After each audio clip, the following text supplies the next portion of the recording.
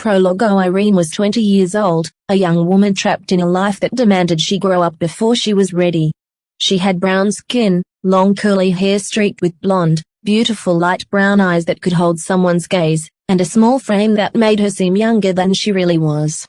She had learned early that, in the working world, and in everyday life, people judged you by your image. Appearance seemed to be everything. But Irene didn't live for appearances. She lived for passion. For adrenaline. If she wanted to study, she studied. If she wanted to quit, she quit. If she wanted to learn something as absurd as speaking Chinese, even though the thought of flying terrified her, she did it anyway. And if she liked someone, she went after them. Irene was free, rebellious, restless. But there was one thing she never saw coming. Someone more passionate than she was. A friend who would eventually become her worst nightmare. Party 1. When I met Arturo, I was at a crucial, and dangerously thin, line between life and death. I'm not exaggerating when I say that. Before I ever met him, I went to see my dad's friend, a gynecologist. The second the appointment started, he began asking me those annoying questions, the ones he probably already knew the answers to. My dad told me I had to answer normally. So I snapped. I don't study. I don't work. I quit because I got caught with a coworker who started hitting on me, and yeah, I fell for it, okay. But I didn't come here to have you ask about my entire life. I'm sorry, but those are the standard questions we ask everyone here in gynecology. We also need them for treatment follow-up. Well, tell me why you're here, Irene. Like I said, I got fired because they caught me in the act. Ever since that happened, I've had pain down there. I've been peeing more than usual, and I've been having cramps so bad I'd rather stay in bed. All right. Then we need to examine you. There's a gun in the bathroom. Take off everything from the waist down and lie down on the examination table over there. Done. Put your feet in these 2 white stirrups. It took me maybe 2 more minutes to change and get into position.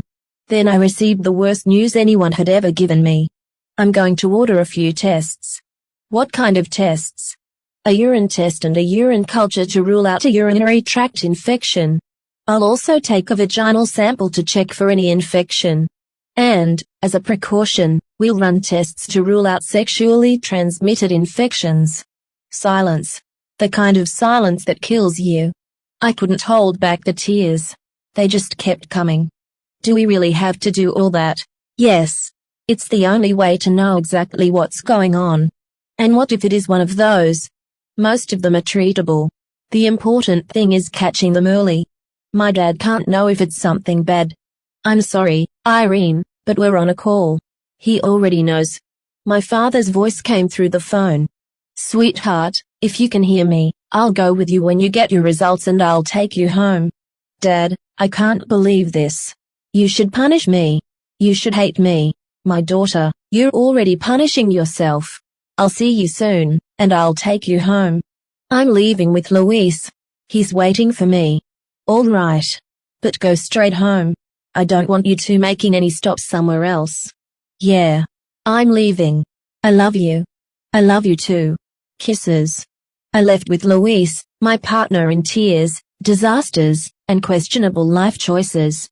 He was just as gay as I was. As we talked, I noticed a guy sitting on the sidewalk. He was staring at us like he'd known us for years. Yeah, and the worst part is that after the appointment, he tells me he was on the phone with my dad. I wanted to die, Luis. Seriously, that's what you get for throwing yourself at every ass that walks past you. Yeah. Why can't I be more like you? You've only ever seen one ass since you were 15. Yep. And I'm gonna die loving that ass. Richard is the love of my life. I can't stand you. How did I end up like this? Yup. And she has a name. Don't say it. Carla. The one who cheated on you with your brother. You had to say it, didn't you? That was a year ago. That's when you became a professional heartbreaker, sweetheart. You changed after that. Maybe because my brother, the man who raised me like a real father, ran off with the woman I thought I was going to marry and adopt a kid with. Damn. You really are messed up, sweetheart. My phone rang. It was a message from my former coworker, the same woman I'd been caught with. Message from my big boob friend. Irene, I'm sorry. I have syphilis. I tested positive today. I just got my results. I need you to come to the restaurant across from the laundromat where we used to work. I feel terrible, and I'm going to give $15,000 to everyone who was affected. I'm sorry. My vision blurred. My mind went completely blank. Suddenly, the possibility that I'd contracted Steve felt terrifyingly real. Louise grabbed me. Then everything went black. A few minutes later, I opened my eyes. Louise was there. And so was the strange guy who had been watching us. He was standing across from me, fanning me with his hand. Irene. Are you alive? Come on, wake up. What happened? Louise, I could barely get the words out. I have syphilis. What? Wait. Give me your phone. Don't worry. You're not the only one. It's a small world, right? The strange guy looked at us. Well, I just tested positive for syphilis too. Because of that woman. I stared at him. Who the hell are you? I'm a regular customer at the laundromat. I asked her out once, and I thought there was something special between us. Then I saw her with you too, so I reported her. You did? Louise stared at him. That's unbelievable. What a fucking mess we've gotten ourselves into. The guy shrugged. Want a few drinks? No, Louise. We don't want drinks. Well, I do. I'll buy the beers. We can go to the park. I shook my head. I'm completely lesbian, dude. So, no thanks. I need to take a shower with about 100 pounds of ice and a bottle of aspirin. Yeah. Okay. Nice meeting you.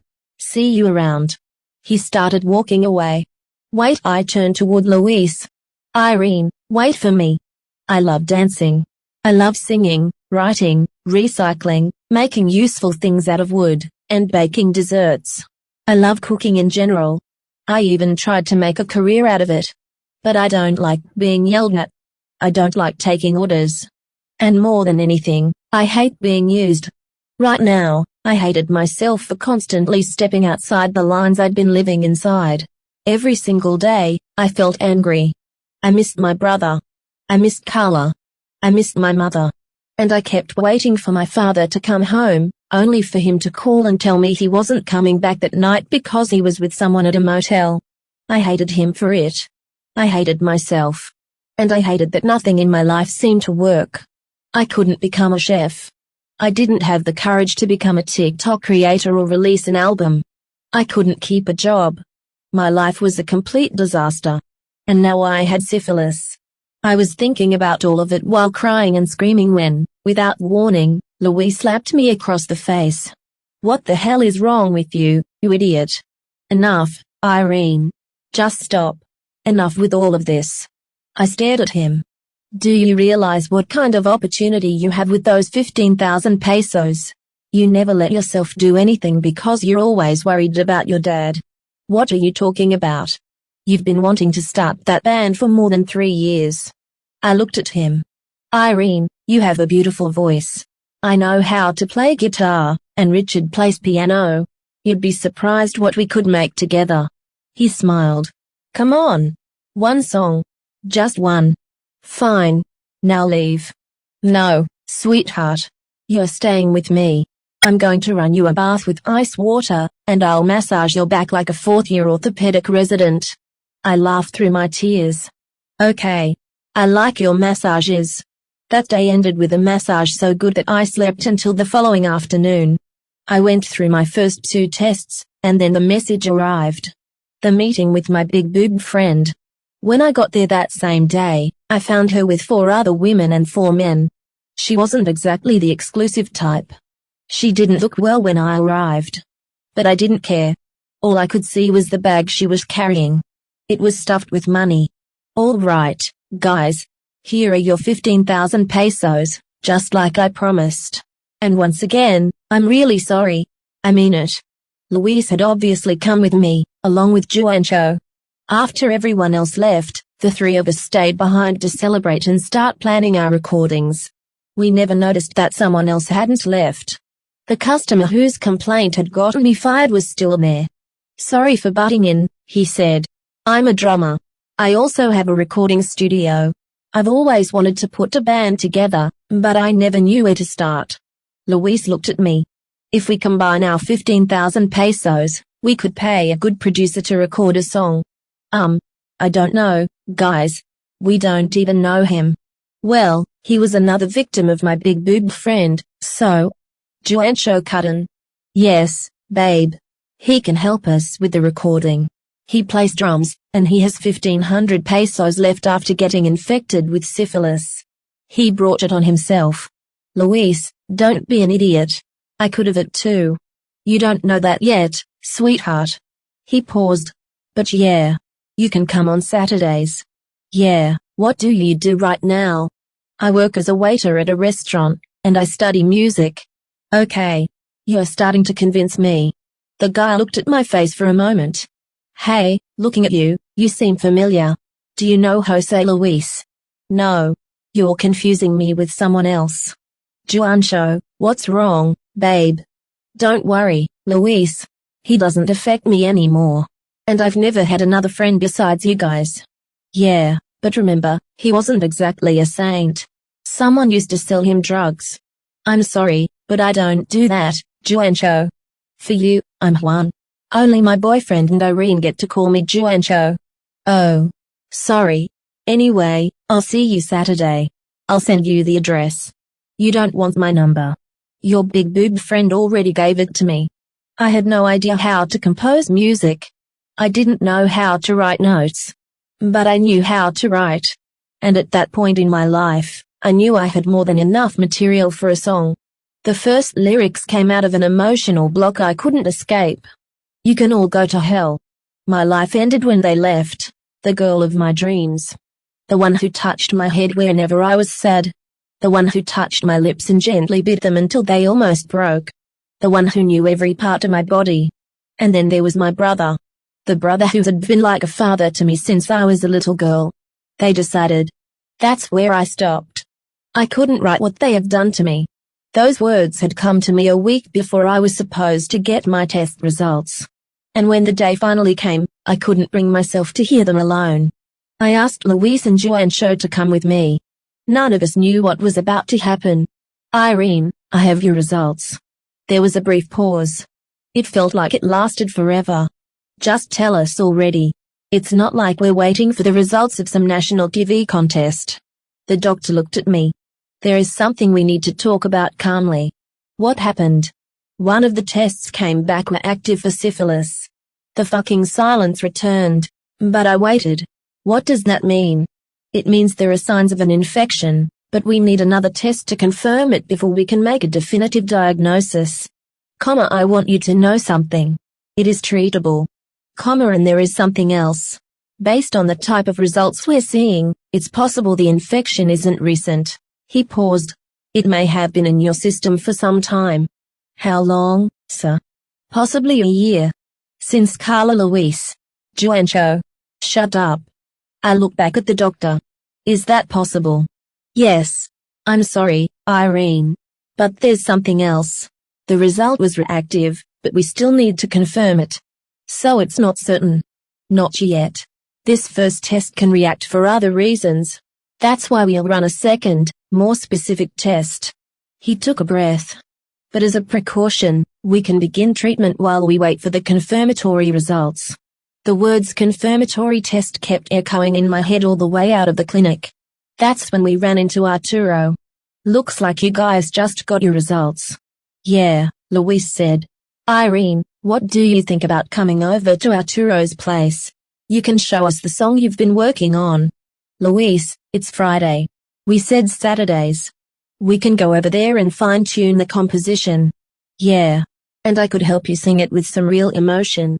We could get it done tonight. I looked at them. You guys actually believe in me? Yeah, all right. Let's go. Arturo's studio was small. We had barely started putting it together, but it was quiet, and that was all we needed. All right, Irene. Let it out. Think about what Carla did to you. Think about her infecting you. Think about your brother having it too and not even knowing yet. Luis looked at me. Yeah, Irene. Feel it. I closed my eyes. And I sang My Life Ended When They Left. The girl of my dreams. The one who touched my head whenever I was sad. The one who touched my lips and gently bit them. The one who knew every part of my body. And then there was my brother. The brother who had been like a father to me since I was a little girl. One Friday night, you told me you loved me, while your fingers were inside me. And you kissed me with the tenderness you knew I loved. Now you kiss my brother's lips. Now you don't laugh beside me when the sun comes up. And you, my brother. All it took was a hello. The next day, I found the two of you together in my bedroom. I screamed at you. Go to hell. Get the hell out. 3 days later, neither of you came back. You left me without the people I loved. I hope you both die. Because I've been dying every day. And now, after a year, I find out I might have syphilis. Go to hell. My voice broke at the end. I was crying. My breathing was ragged. For a few seconds, nobody said anything. Then Arturo finally spoke. Wow, you guys really did it. Arturo, shut up. This isn't the time. Sorry. After comforting me with hugs and a slice of cake, they got back to work.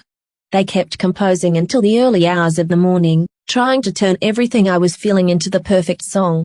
A song we would send to the producer known as Don Juan. He was famous for his accomplishments, even if he wasn't exactly a household name. Still, everyone in our little circle respected him.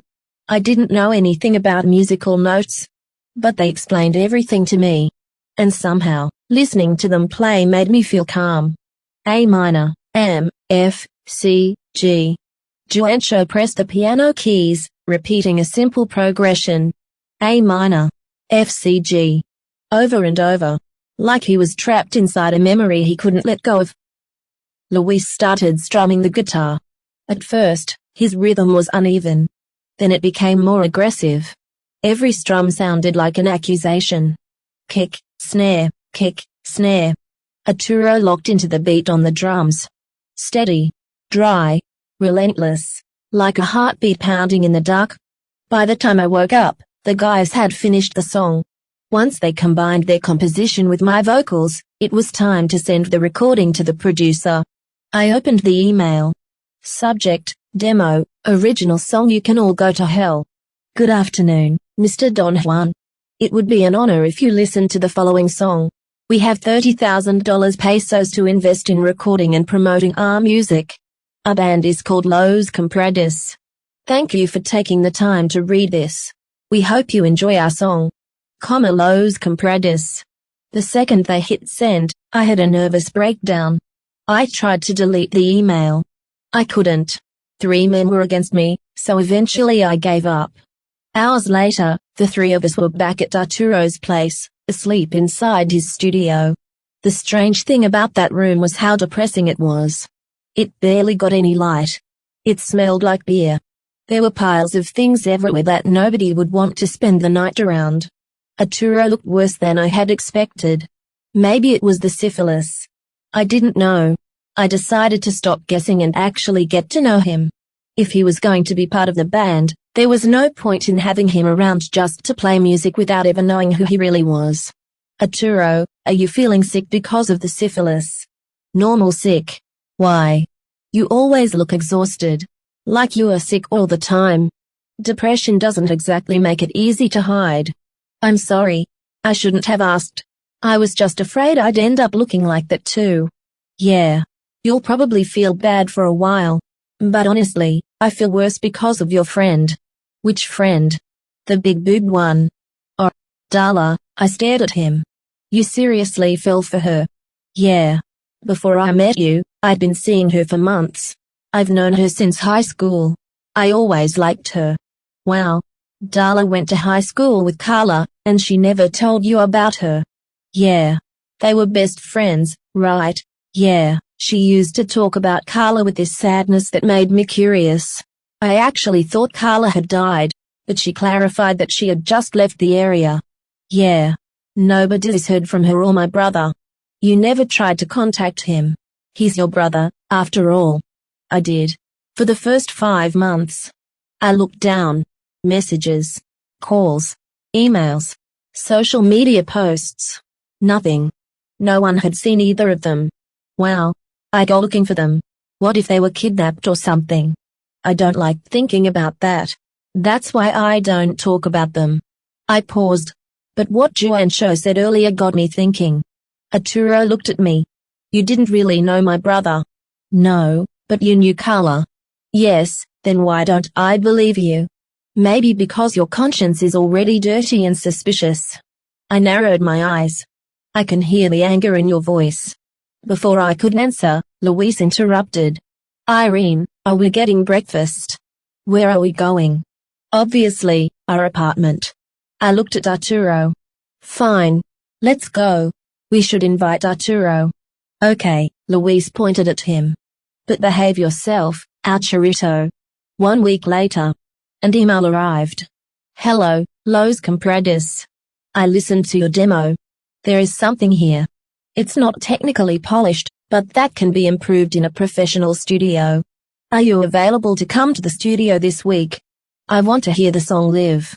This Friday, 6 p.m. I'll send you the address. Bring the song ready. Don Juan Irene. Look, an email from the producer just came in. No way, yes, way. No way, yes, way. Oh my god, I grabbed the phone. It is Luis smiled. Well, shit. Now we have to wait another 5 days. Yeah. And your results come back in 2 days. You should try to take it easy. Go to hell, Arturo. You relax. You're officially the one with fucking syphilis. Yeah, I'm gonna go. I'll see you Friday at the address he sent. Yeah. Sure. Goodbye. See you Friday, psychopath. Arturo left. I turned toward Luis. What is wrong with you, Irene? I looked at him. You knew my brother. Arturo stopped. I saw your phone the night we went out to dinner. You got drunk, dropped your phone, and I saw the messages. I saw the pictures. My voice hardened. Who are you really, Arturo? He stared at me. Clara was my girlfriend. Silence. She cheated on you. She cheated on me. And she cheated on other people too. I followed them. I knew where they were. I confronted her, and then they disappeared. He swallowed. After that, I never heard from them again. Okay. Clara wasn't that kind of person. I shook my head. She loved me. Then why do we have syphilis? Arturo looked between us. Irene. Look at me. Luis stepped between us. Both of you. It's over. Let it go. We have a professional meeting coming up. I just have one question. Luis, babe, please. Do you still sell drugs? Arturo's face changed. No, idiot. Are you worried I'm going to get you in trouble, or do you want some? Luis stared at him. So this is who you really are. Luis, calm down. You know what? He stood up. I'm fucking done with this situation. He looked at Arturo. Do you know why I went to that shitty laundromat? Arturo didn't answer. I'd seen you before. With her. With my brother. I looked at him. I didn't know about your thing with Carla yet. He pointed at me. But I went looking for you because I wanted to find them with you. I stared at him. How am I supposed to believe that? You had other people. And what if you were just some creep who sleeps with every woman he meets, like Darla? Darla harassed me. Ask her, and if you don't believe me, I'll take you to every single one of them. I still don't believe you. Arturo reached for his phone. I have one of their numbers. He looked at the screen. Wait, I called Tiffany. Ring, ring, ring. Arturo, I already told you. I don't know anything about Carla, and I don't want to hear another word about that bitch or your drug dealer. She hung up. I looked at Arturo. She's right there. Where do you think they are? Irene, what is wrong with you? Let it go. You've got to move on. She took my brother. You know she left us a letter. We watched him leave on his own. Enough. You have to keep moving forward. You don't have syphilis, Luis. You don't spend every day thinking about the people who meant everything to you. Luis went quiet. Okay, he sighed. If you're really determined to find them, we'll go with you. But we're doing this professionally. We'll still go to the studio Friday, and we'll set a schedule. He pointed at Juancho. We're working on our final year thesis at college. Arturo, you can't neglect your classes. And Irene, you need to write another song. Deal. This is crazy, Louise continued, but I want you to understand something, Irene. Your brother was like a brother to me too. You think I don't miss him? He looked directly at me. I'll help you. But if we don't find them within a year, we stop. I nodded. Deal. Louise was right about a lot of things. But at that moment, Arturo had filled my head with questions and even more doubts. Things I had never known were suddenly coming to light. And it messed with me so badly that I almost forgot about my gynecologist appointment. Until that morning, when my dad texted me to remind me. I was going alone. But when I walked out of my house, Louise and Juancho were waiting for me. Both of them had those annoying smiles. And somehow, that made me cry. I'm sorry. I feel like I'm becoming a burden. Oh, sweetheart, Louise said. I'm sorry. I was too hard on you, and I hurt you when you were already falling apart. Come on. We're gonna be late. Irene, I have your confirmatory results. My stomach dropped. The test came back positive for syphilis. Are you sure? Yes. It's a reliable result. I want you to know something important. This is an infection that can be treated and, in most cases, completely cured. We'll explain the treatment step by step, okay? You'll receive penicillin. It's an injection given into a muscle, usually in the buttock. In your case, you'll need 3 doses, 1 week apart. She continued. Also, don't panic if you develop a fever, chills, muscle aches, or a temporary worsening of your symptoms after the first dose. It's called the Jericho-Herxheimer reaction. She paused. It usually begins within a few hours after treatment and lasts between 12 and 24 hours, sometimes up to 48. But it goes away on its own. So what am I supposed to do? Just die from the pain. You can take acetaminophen and rest. It will pass. Okay. I can't breathe. Irene, stay calm. Breathe with me. I'll go get your father. My father came in. Hey, sweetheart. You going to be okay? It's not something you need to be terrified of. We're here with you. Dad, look at me. Breathe, okay? We're right here. I'll call you before every injection. And I'll sing to you like I did when you were little. Remember? The doctor turned toward my father. Rodrigo, there's one more thing we need to discuss. Yes. I know. My father took my hand. Give me your hand, sweetheart. Take it easy. After treatment, we'll do follow-up testing. You told me about the recent incident, and then about Carla a year ago. If there is reinfection, there is a small possibility that treatment may not work the first time. What if it doesn't work? In most cases, it does. But if it doesn't, we'll adjust the treatment. The important thing is not to give up. I'm going to kill them. Irene, calm down. You calm down. And you know where you'll be calling me from. I pointed toward the doctor. From the fucking jail after I killed that bitch Carla and my fucking brother. Irene, we're leaving. The doctor looked concerned. Sir, don't worry. We'll take her home. We already have the injections. Thank you, and sorry, doctor. My mind stopped hearing Luis and Juancho. All I could remember was Carla's fucking smile. The way she kissed me. The way she touched me. And the day I found her with my brother. Come on. Keep walking. We're almost there. I need a break. You guys go ahead. I'll see you later. No. We're taking you home. You 2 kilometers from your dad's place. We only have 1 kilometer left. You have exams. Go.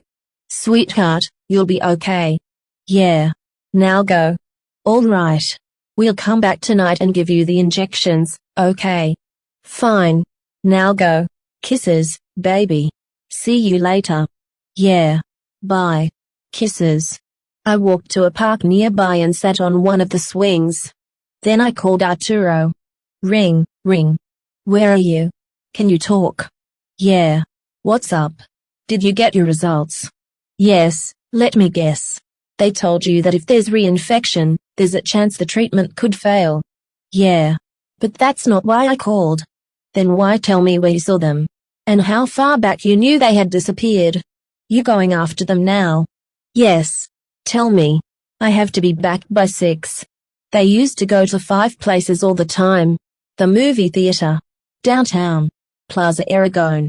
Chapultepec Park. And their house. He paused. They always ended up at the house. One night, I went there to see Carla.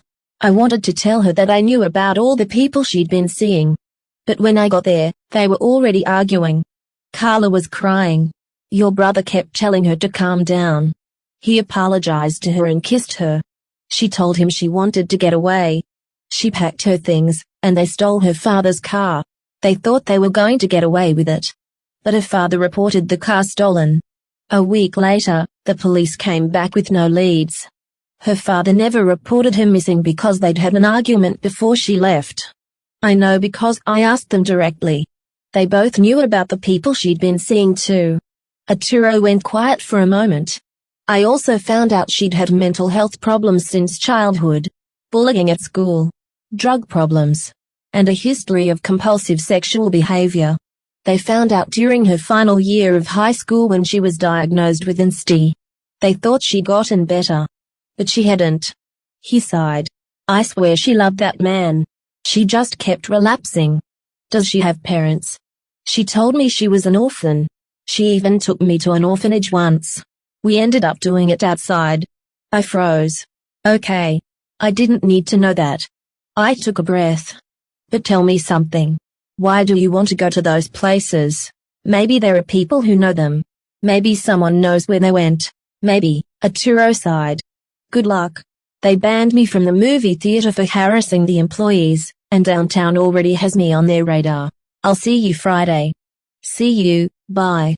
The only place I could realistically go was the movie theater. I got the exact address. It was an hour away. I took a bus. I prepared the pictures I wanted to show people and rehearsed what I was going to say. But before I arrived, a girl got on the bus wearing a Cinépolis uniform. I knew it immediately. This had to be fate. Excuse me. Hi. Do you know this girl? Who are you, an ex? She sighed. Yeah. I've had a lot of encounters like this. I'm tired. I don't know where she is. I don't talk to her anymore. We're not friends. Okay. What about him? She looked at the picture. He's handsome. No. Do you know him? No. I just used to see them together whenever they went out. But have you seen him anywhere else? Maybe wearing a hood. Looking different. She stared at me. Don't tell me he's the guy who disappeared that night. I guess so, he was. Oh my God. That Carla really went far. Is it true she had mental health problems? The girl's expression changed. Oh, yeah, when she was 12, they hospitalized her. I saw them take her away. She tried to kill herself once. I screamed and screamed, trying to stop her. She was so thin I thought she was going to break. They bullied her for being tall and having that golden skin. I defended her. But it took me a long time to understand that I couldn't always save her. And you really don't have any contact with her anymore. 3 months ago, I emailed her. I've tried calling too, but her phone seems to be offline. If you're asking me where she'd go, I'd say wherever her dreams took her. She always wanted to learn how to surf. She used to watch videos about Oaxaca all the time. I don't know. We didn't exactly end things well. But I still want to know she's okay. I have a friend who drives. He's taking some time off during Holy Week next month. I pulled out my phone. Okay. I'll give you my number, and we'll figure it out. But only if you'd be okay with 3 other people coming with us. They also want to find Carla and my brother. She narrowed her eyes. Are you trying to trick me? Are you some group of exes looking for revenge or something? No. Just me and Arturo. My other 2 friends are a couple, and they're friends with my brother. Did you say Arturo? Yeah, he harassed me. He's not coming. He helped me. He's part of my band. He has to come. Fine. But keep him away from me. I promise. He won't talk to you, look at you, or bother you. Thank you. Seriously. Thank you. As soon as the conversation ended, I got off the bus. I took another one home. By the time I arrived, it was 5:30. I had 30 minutes to shower, get comfortable, and eat something decent before Luis and Juancho arrived. Sweetheart, ready for your first doses. You just showered. Yeah. I got distracted watching a show and lost track of time. You should write more. Yeah. I know. I paused. Actually, I didn't watch a show. I looked at them. I went to the movie theater Arturo told me Carla and my brother used to visit. On the way there, I met one of Carla's friends. You didn't even know she existed, and it turns out Carla's parents are alive too. Everyone has parents. Yes, but she actually lived with her biological parents. Wait, Louise stared at me. Wasn't she an orphan? Didn't she live in an orphanage? That was what I thought. But apparently, no. And this girl knows where they might be. We're Oaxaca. She has a friend who drives, and he can take us during spring break. Luis looked at Juancho. We're in, but if we don't find them, I want to suggest something. What we make a music video at the beach. That has absolutely nothing to do with you can all go to hell. Think about it. First, we're in a hotel. You play Carla. He pointed toward Arturo. Arturo plays your brother. And then we go to the beach. I'll fly my drone. You'll float around screaming go to hell while a wave drags you away. Juancho and the rest of us can make sure you don't actually disappear. All in black and white. He grinned. What do you think? I smiled. I like it. Luis clapped his hands. Okay. And now, Irene, sit down. I sat. Close your eyes. Luis, hold her hands. Juancho took my hands. 1, 2, 3. Okay. You're staying with us tonight. I don't want you falling asleep alone if you start feeling everything the doctor warned you about. Yeah, Juancho looked at me. Oh, wait. Didn't your dad say he was coming? He texted me. He said he'd be busy until late. Louise sighed. Then I guess we're going to have to sing in your dad's place. When bedtime came, the reactions started. Those damn reactions wouldn't let me sleep. But Louise and Juancho were incredible. They sang ridiculous songs, made me laugh, joked around, and tried to distract me while I was practically dying from the pain. And somehow, I still played along. My little girl, go to sleep now. Even though you've got syphilis, go to sleep now. Pretty baby, go to sleep. Yeah, wait. I know the next line. Go to sleep, my syphilitic baby. Juancho laughed. Well, you're the songwriter. Yeah. Well, right now I have nothing. It'll pass, and until it does, we're staying awake with you. The next day, I obviously hadn't slept. Luis and Juancho had snored their way through the entire night. But hours later, the symptoms finally passed. Just like the doctor said. Over the next few days, I started writing again. This time, the song was quieter. Calmer. At least, as calm as I could be. La la la, everything used to be la la la with you. All the time. Every day, for 5 years. La la la. First, we were friends. Then we became a secret. And then, nothing. Never again. All that's left is the emptiness of your memories. The way you touched me. And how la la la was always your thing. La la la, your memories are killing me. If you could hear this. I want my brother back. Now I understand. Your la la las meant nothing. I just want my brother back. The brother I used to have. First, I'll beat him up. Then I'll beat him up again. And when I take him to the hospital, I'll hug him. And forgive him. La la la, I want my brother. La la la, la la la. La la la, la la la. The sound I imagined was something like soul. A piano carrying the emotion. A strange, slow-moving drum beat underneath it. And, at the very end, a guitar soaked in reverb, stretching the final la la la until it disappeared into the silence. The day we met the producer, the studio wasn't what I imagined. It wasn't big, but everything felt expensive. And quiet. The walls were covered in black acoustic foam. A piano sat in one corner. Consoles covered in blinking lights filled another part of the room, flashing like they were breathing. The producer was sitting on the other side. When we walked in, he simply stared at us. He didn't even stand. You're here, he didn't ask who we were. It was almost like he already knew we were Los COMPRADOS. Do we have it written on our faces or something, I thought. Luis adjusted his guitar. Juan tightened his grip around the drumsticks so hard that Luis widened his eyes and glanced at him. I just tried not to shake. Which one is Irene? Me. He finally looked up. For the first time. He wasn't friendly. But he wasn't cold either. It felt like he was examining us, testing us. Sing. Just like that. That's how it works here. Nobody said anything. Juancho closed the door behind us. And then it began. The piano came first. Slow. Luis came in afterward, slightly offbeat. Arturo corrected him with one sharp hit. And me. I sang. I thought about Carla. I thought about my brother. I thought about that fucking test result. And I sang the same way I had on the recording we sent him.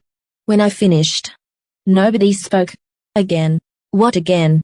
He looked directly at me. But this time, look at me. Something strange tightened in my chest. Like singing wasn't enough. Like I had to prove something else. So I sang again. This time, I looked straight at him. When I finished, he finally stood. He walked toward me slowly. Stopped right in front of me. You can't sing. Luis tensed. Juan took a step forward. I said nothing. But you know how to feel. He turned toward the console. And that's more marketable. He pressed a button. Our voices suddenly came through the speakers. He had recorded us. Without telling us. I'm keeping this. What do you mean, you're keeping it? Luis asked. It's a demo, and it works. What about us? I asked. He smiled for the first time.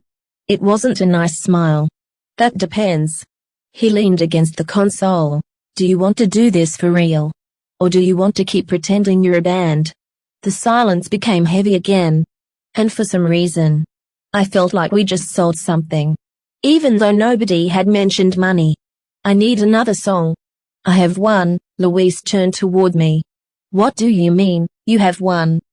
Juan stared at me. Since when? I didn't look at either of them. 2 days ago. They didn't waste any time. They started composing.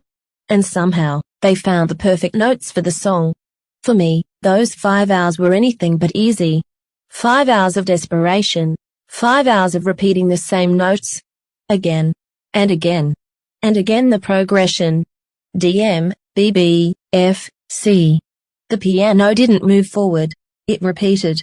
Over and over. Like my unanswered emails. Like waiting for a response that never came. D minor. Then down to B flat, carrying more weight than it should have. I liked that. Keep it. Then F and finally C. Always falling back into the same place. Good. The drums. Kick, beats 1 and 3. Snare, beats 2 and 4, very soft. Hi-hat, irregular, with empty spaces. The drums didn't really keep time. They dragged it. The kick came slowly. Like turtle steps. Come on, Arturito. Put some effort into it. The snare was barely audible. Like it wasn't sure whether it should appear at all. It wasn't a beat. It was a broken pulse. The guitar D, F, A, C. Notes from the minor scale. And the guitar didn't come in at the beginning. Not to brag, but that was my idea. At least, that's what they said. By the end of the night, we finally put the instrumentals together with my vocals. To my half-deaf ears, it sounded absolutely majestic. Although, before we got there, we had a few minor technical problems. It's D minor, Arturo said. Don't change it. His fingers fell onto the piano keys, repeating 4 chords that didn't seem to go anywhere. Don't fill it up, he added. Let it breathe. Juan came in with the drums. Slow. Heavy. Like every hit carried its own weight. Luis hesitated for a second before playing. And when he finally did, it wasn't really a chord. It was a single note. A note that seemed to hang in the air forever. Now you, Arturo said. And then we really started. And somehow, it worked. All right. Here's the 30,000 pesos, Luis said. The producer took the money. Good. Listen carefully. This covers the following. Studio recording, $10,000. Mixing and mastering, $8,000. Production, including arrangements and direction, $5,000. And a simple video, if you decide to make one, $7,000. We'll provide the camera crew. He looked at us. Remember, you're paying for an opportunity. Don't waste it. After going through the prices, he handed us the contracts. I understood the basic points. But even then, something about them didn't feel right. Point 1. Ownership. The song remained mine. I was still the author. But the producer had usage rights. Point 2. Profits. Producer, 70%. Band, 30% for 1 year. If we were successful, the contracts could later be renewed with a more equal percentage. Point 3. Creative control. The producer decided. The final version. The sound. The release. Point 4. Exclusivity. We couldn't record with anyone else without permission. Point 5. Image. We authorized the use of our image for videos and promotion. I feel like we're going to lose more than we're going to make, I asked. You're only giving up control over the decisions. So, is this basically a test before success? Yes, we'll put you on Spotify. It's difficult to get anyone to listen within the first month. He leaned back. We'll contact you after that. In the meantime, I need you to start posting clips on your social media. Do lives. If you want to perform a song live, you'll need to tell me first and come record it here. He pointed at the contract. After you reach certain view counts and build enough publicity, you may get the opportunity to tour. And now what? I whispered. Now we wait, Arturo said. Well, Holy Week is coming up. We're going to Oaxaca to film at a hotel and on the beach. The beach, the producer asked. Yeah, what? You need space, he said. And silence. I looked at him. And the band. They'll be there. But they are not the center. Luis frowned. He doesn't even know what we are planning. The producer barely looked at him. Okay. Don't tell me. He picked up a pen. You'll travel on your own. I'll rent you a room and get permission for you to record there. I'll also provide limited equipment. Okay, I looked at the calendar. We still have 3 months before Holy Week. For the next 48 hours, we barely slept. They composed. I practiced my vocals. Most of the conversations with the producer were handled by me. By the time we left, all of us were exhausted, and Luis and Arturo looked like they were one bad sentence away from punching each other. But they couldn't do anything yet. They needed to get home. They needed sleep. And since we still hadn't properly discussed the Oaxaca trip with Arturo, I offered them a place to stay. My house, you can shower, eat, and sleep. They looked at each other. Okay. We're in. Good. I guess we still have time for one more conversation. When we got to my house, we showered one at a time. Then we ordered Chinese food. And that's when I finally told Arturo. Arturo, remember that call the other day? When I asked you for the location of the movie theater? Yeah, well, I took the bus Google Maps told me to take. And I met Carla's friend. Actually, she's an ex. I think you're confused. She told me they were childhood friends. She's a closeted lesbian. I know because she called me a stalker after I asked if they were girlfriends. And, according to you, they've known each other since childhood. Okay. Anyway, she's going to do us a favor. She'll take us to Oaxaca. I looked directly at Arturo. If you want to go, you have to promise me something. Don't look at her. Don't talk to her. Don't do anything. Got it? What? Are you going to hook up with her now? That's you, Arturo. Don't start being an idiot. Finish your food.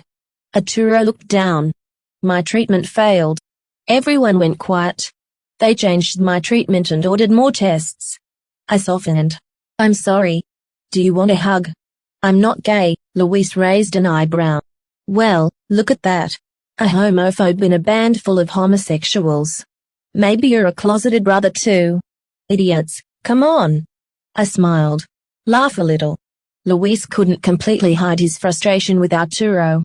But when he saw him break down into uncontrollable tears, even Luis finally hugged him. Arturo wiped his face. I'm fine, he wasn't. He asked for somewhere to sleep. I gave him my brother's room. It was right next to mine. Luis and Juancho took my parents' room at the back of the house. The next 3 months flew by like a shooting star. We supported Arturo. We became roommates.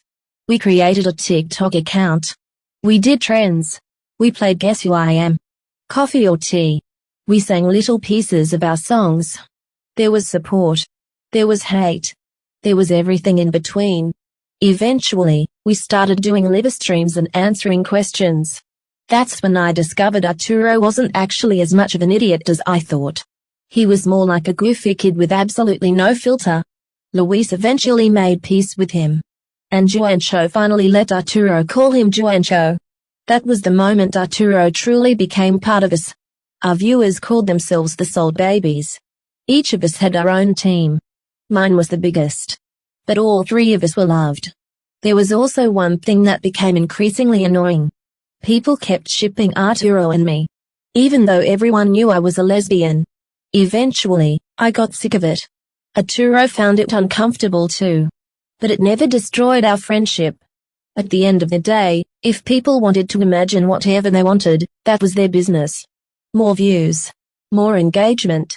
More money. By the third month, 2 weeks before our scheduled trip, we finally decided to do a live stream with the producer. But before that, they pushed me to write something completely different. Another side of me. Something stronger. Something that needed to come out. The producer wanted the musical notes prepared in advance so he could make whatever corrections were necessary. And that's when I wrote the song. I miss you, Mom. I wish I knew if you were proud of me. I wish I could see you again. The way I did when I was little. When you held me in your arms and rocked me to sleep. I wish I could hold on to the day of your accident. Go back in time. Save you. I wish I could see you. Mom, are you there? You used to answer. I'm right here in the kitchen, my beautiful Ari. Mom, are you there? I wish you'd answer me. Now, if I want to see you, I have to watch your wedding video. And Dad is never there. He left after you did. I'm sorry for asking you for that dress for my birthday. If it hadn't been for that dress, you might still be here. Your absence hurts so much. But I always had my brother. He was always there. When I got sick. When I had problems at school. Little brother, are you there? You didn't die. But you left me in the worst way possible. I thought family didn't betray each other. All I know is that I want my mom to hear me. I want her to be proud of everything good I do. Because if she saw only the bad things, she'd probably send me straight to hell herself. You know how she was, brother. My children will grow up. They'll have a family. And my children will always love their siblings. Forever and ever. Mom, there's just one thing I need to tell you. He did to me what he did to you. Brother, I'll wait for you at her grave. If you ever want to make things right. The live stream obviously didn't include the whole song. I only used a small part, and I told them the story of my mother, my father, Carla, and my brother, who had always hated his own name. The musical notes were simpler this time, but every instrument fit together perfectly, turning the song into a ballad. The day we traveled to Oaxaca. Well, we're here.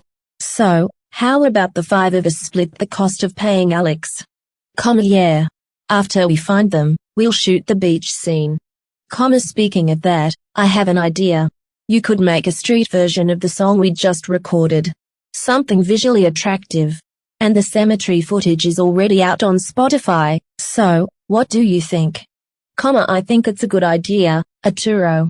And how many beaches are we going to, amiga? 4. Puerto Escondido, Mazant, Huachalco, and Salina Cruz. Okay, now I'm actually excited. Calm down. You could make a vlog out of it. Not exactly a behind-the-scenes video, but something around the whole trip. You're right. The trip was uncomfortable in its own way. Arturo didn't know where to look. I could barely record myself properly.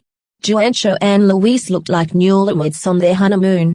And Isabella, Carla's friend, snored so loudly that I couldn't record anything without catching her noise in the background. So I just posted the scenery on Instagram. We're here, guys. Can we eat first? Yeah. Let's go. I learned a lot during that trip. The first thing I learned was that, despite Isabella's modest, polite, refined appearance, she ate with her mouth open, burped without shame, snored like a truck, had feet that smelled terrible, and could eat enough for 3 people. Arturo hated seafood. He also hated the ocean. Meanwhile, Luis and Juancho somehow managed to stuff themselves everywhere we went. Our search began in Puerto Escondido, at Zacatala. When we reached the main beach, we saw a huge crowd. That was when we decided it was time for the street performance. We asked the cameramen to set everything up while I sang Live in front of everyone. I had bought a microphone, and they quickly installed the instruments. Hello, hello. Nice to meet you. We're Los COMPRADOS. We have all the necessary permits. We're here on a search trip. As I've already mentioned, I want my brother back, and I'll make his life miserable until I find him. So this song is a message to Eduardo, my brother. He never liked his name because my mother was the only person who was allowed to call him that. Thank you for stopping by. It's just one song. The music began. And I sang like I never had before. I felt the power of my own voice moving through my entire body. Then I remembered my mother. Her voice scolding me because I had hit my brother, because he was a boy and I was a girl. She told me that if I ever hit another man like that, he'd hit me back twice as hard. After she scolded me, I was supposed to apologize. But I was too stubborn. So I refused to eat. My brother stayed beside me and refused to eat too. Then he apologized for being rude. When the song ended, the tears came naturally. And I realized what I had actually been waiting for all this time. A hug from him. That annoying smile. Him teasing me for thinking he was some kind of ladies' man. Him claiming he was the reincarnation of a Greek god. Cut. Good, Irene. We got it. Yeah, give me a second. It took me a moment to gather enough confidence to stand up again. When I did, my voice was still shaking. Thank you for listening. And Eduardo, when I find you, you'd better run, asshole. Isabella laughed. Arturo headed toward our next stop, the southern side of Zacatala, where we would ask around and figure out where to film next. Juancho and Luis stayed beside me, keeping me calm like they always did. First, we're going to the bars. I need a drink, and maybe someone there knows them. Yeah. I need one too. We approached one of the bars. Good afternoon, sir. Have you seen this woman and this man? Good afternoon. No, sorry. And I don't think they would be around this area anyway. It's pretty expensive here.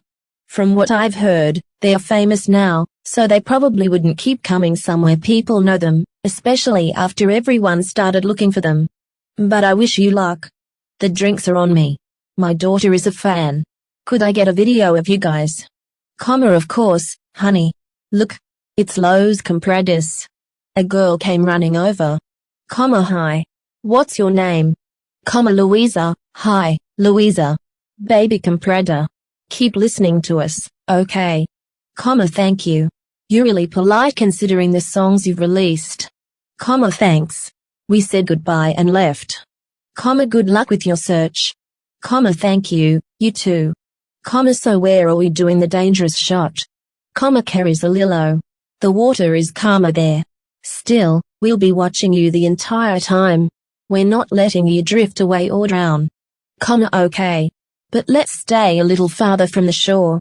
I don't want to come out covered in scratches. When we arrived, I took off my shirt and shorts, revealing my black swimsuit with a realistic blood red design. As I took them off, I noticed Isabella staring at me. The moment she realized I had caught her, she looked away. I laughed without saying anything and slowly walked into the water. Not too deep. Not too shallow. Launch the drone. Recording, sir. The waves were calm. I stood still, relaxed, sang, closed my eyes. And that's when I heard them scream. Don't get up yet. Wait, a big wave is coming. My body rolled. My head spun over and over until I felt a warm hand. A woman's hand. Somehow, I had already been carried back to shore. When I opened my eyes, Isabella was looking at me with an expression I couldn't describe. Then she looked down, released my hand, pointed toward my chest, and walked away embarrassed while grabbing my shirt. I looked down, and understood. My damn holder-style bikini top was gone. I covered myself in embarrassment and quickly put my shirt back on. When everyone finally came out of the water, Arturo emerged with his pale face completely red, proudly holding my bikini top. Look what came straight to me. Everyone burst out laughing. I had absolutely no idea where to look. At least we got the shot. 3 beaches left, guys. You need to finish your remaining shots, or we can move on. They gave us 3 days to finish everything. We can go to another beach today and camp there. Let's go to Mazant. We can finish today's filming there. Can you guys wait for us at the hotel? Yeah. We'll send you the location. And remember, tomorrow you have to finish the shots for the first song. On the last day, we'll do another one with a different concept. Understood, understood. Let's go. We took a taxi. When we arrived, there were tents everywhere. We immediately went to the local shops and restaurants, asking if anyone had seen Carla or Eduardo. Nobody had. Eventually, we gave up. We ate dinner and started setting up the tents. That's when we realized Arturo hadn't brought his tent, despite everyone agreeing that she would. So I gave him mine. I tried sleeping with Juancho and Luis, but they kicked me out because they were so ridiculously affectionate that apparently I was ruining their romantic vacation. I understood them. But I didn't want to sleep with Arturo either. Tomorrow we were supposed to kiss for the recording, and I didn't want either of us to get confused. And I couldn't sleep with Isabella because, quite frankly, I was still human and I knew temptation could win. Besides, she snored. So I went with Arturo. Didn't you say you were going to sleep with Isabella? If I didn't have syphilis, trust me, I wouldn't be here. You'd give in to temptation. Probably. I looked at him. So how do you feel about the scene we're filming tomorrow? Nervous. Aren't you? Yeah. I've never kissed a man. Want to practice. You'd give in to temptation. You don't turn me on. Okay. Let's try. His words made me want to test him. I leaned closer and deliberately teased him with my tongue, just to see if he'd keep his confidence. See. You're not doing anything. Damn. Are you made of stone? No. It's just that there's someone I met, and I think I've fallen in love with her. I've practiced controlling myself around her. She also knows I have syphilis. Maybe you should try doing the same. Yeah. I don't know if I can. You're a rotten egg if you don't. I'm not a rotten egg. Goodbye. I walked away, sticking my tongue out at him and flipping him off. Isabella. Can I come in? Yeah. Come in. I feel embarrassed, but Juancho and Luis won't let me sleep with them, and Arturo's feet smell. Go screw yourself. Your ass smells worse. I laughed. Your Spanish side comes out sometimes. I love it. Well, you can sleep here. And what if they are not in Oaxaca? Then we'll search other states if we have to. Don't you think it's strange that they haven't shown up? Half the city already knows they're being searched for. Their followers could recognize them immediately. Yeah. It's strange. But I want to believe we're looking in the wrong places. Maybe there's somewhere nobody would think to look. Well, hope is the last thing you lose, right? Yeah. Not far away, we heard Luis moaning. I recognized those sounds. I laughed. Wait. The high-pitched ending is coming. And there it was. Wow. You know them very well. I've caught them in the act. In the shower. Once, they even cheated on each other. The longest breakup lasted a week. Their families are basically my adopted uncles and grandparents. Wow. How do you know them that well? Because of my brother. We practically grew up together. They're like brothers to me too. Carla was like that. And there was never anything else between you. I have a boyfriend. I always saw her as a friend. I never even considered trying anything with her, if that's what you're asking. Okay. I wasn't asking. It was just something Arturo said. That I'm a closeted lesbian. Yeah, well, you already know he's an idiot. Yeah. He really is. Good night, good night. I was a little disappointed by that conversation. Some tiny part of me had wanted Arturo to be right. But I couldn't confirm it. Not yet. I barely slept because of Isabella's snoring. Who would have thought that a red-haired, light-eyed girl with pretty dimples, soft cheeks, and an almost pointed jaw would snore like a chainsaw and eat that much? The next morning, Juancho and Luis woke us up with their playful laughter. When I opened my eyes, Isabella was covered with the blanket while I was wrapped around her like a koala. With one tiny problem. My hand had somehow ended up on her breast. Good morning, girls. Sleep well. Up. Sorry, Isabella. You damn idiots. I'm going to kill you. Hey. Don't touch my girl. What do you mean, don't touch her? You better delete those pictures or I'll throw you into the ocean. Oh, really? Really? Want to see? Nobody wants to see. I already deleted them. Leave my Louise alone. God, I hate you guys. Your jealousy can be felt from here, sweetheart. Jealous. Please. I'd hate someone yelling at me while I'm in the middle of it. Poor thing. Keep dreaming. Can we just go eat? Yeah. Let's go. We're going to film. What are you doing, Isabella? I'll stay here and ask around. Maybe some houses or markets nearby. Okay. We'll film and meet you at the next beach. Actually, I kind of want to leave already. We'll see if we can finish everything today. If not, you can sleep at the hotel. I think we'll be filming all night. Wait. What do you mean, all night? Exactly what I said. No bars. No private hotels. Nothing like that. We're here to work and find my brother and Carla. Honestly, I don't know if I want to keep looking for her. Arturo, don't start. I'm serious. Let him go when he's ready. It's your brother. Fuck you. We're leaving. When we arrived at the hotel, we realized it was actually high quality. The dark atmosphere we wanted for the videos was already there. A woman guided us to the room we had rented.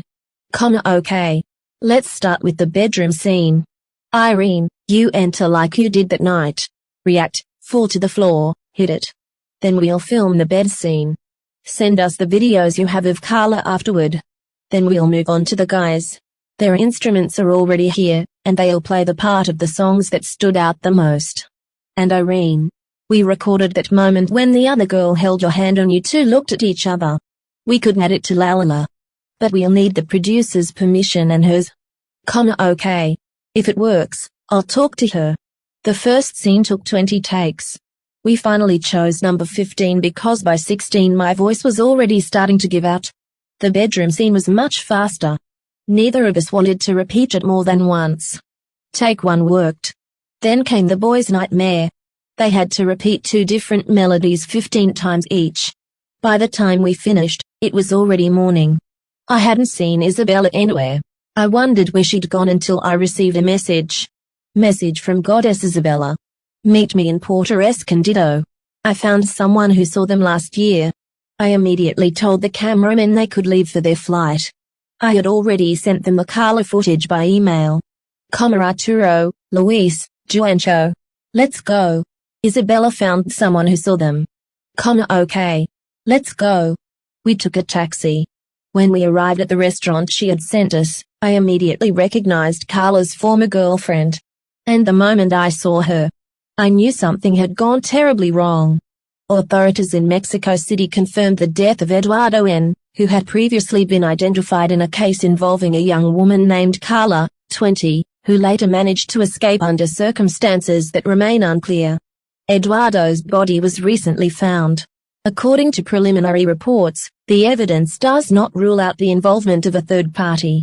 It is worth noting that on the day Eduardo escaped, Carla was also reported missing. According to her medical records, she was not physically capable of moving on her own. Security cameras at the hospital captured an unidentified individual wearing a hooded sweatshirt, gloves, a face mask, and glasses entering a restricted area. The image was blurry.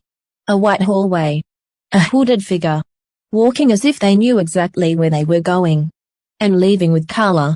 The man who had been my mother's husband rented a funeral home with restricted access. Only he, Juancho, Luis, Delia, and I were allowed inside. Before my brother's coffin was lowered into the ground, Delia approached me. Hi. I'm Delia, Eduardo's ex. I don't know what to say. I feel guilty. I loved him. I never wanted us to end. Did you send him away? Who? Your father. Yes. Did you send him away? Eduardo asked me not to. But later I found out he wanted me to do it so you would hate him and stop looking for him. And if I asked you to press charges against him. I already did. She took a breath.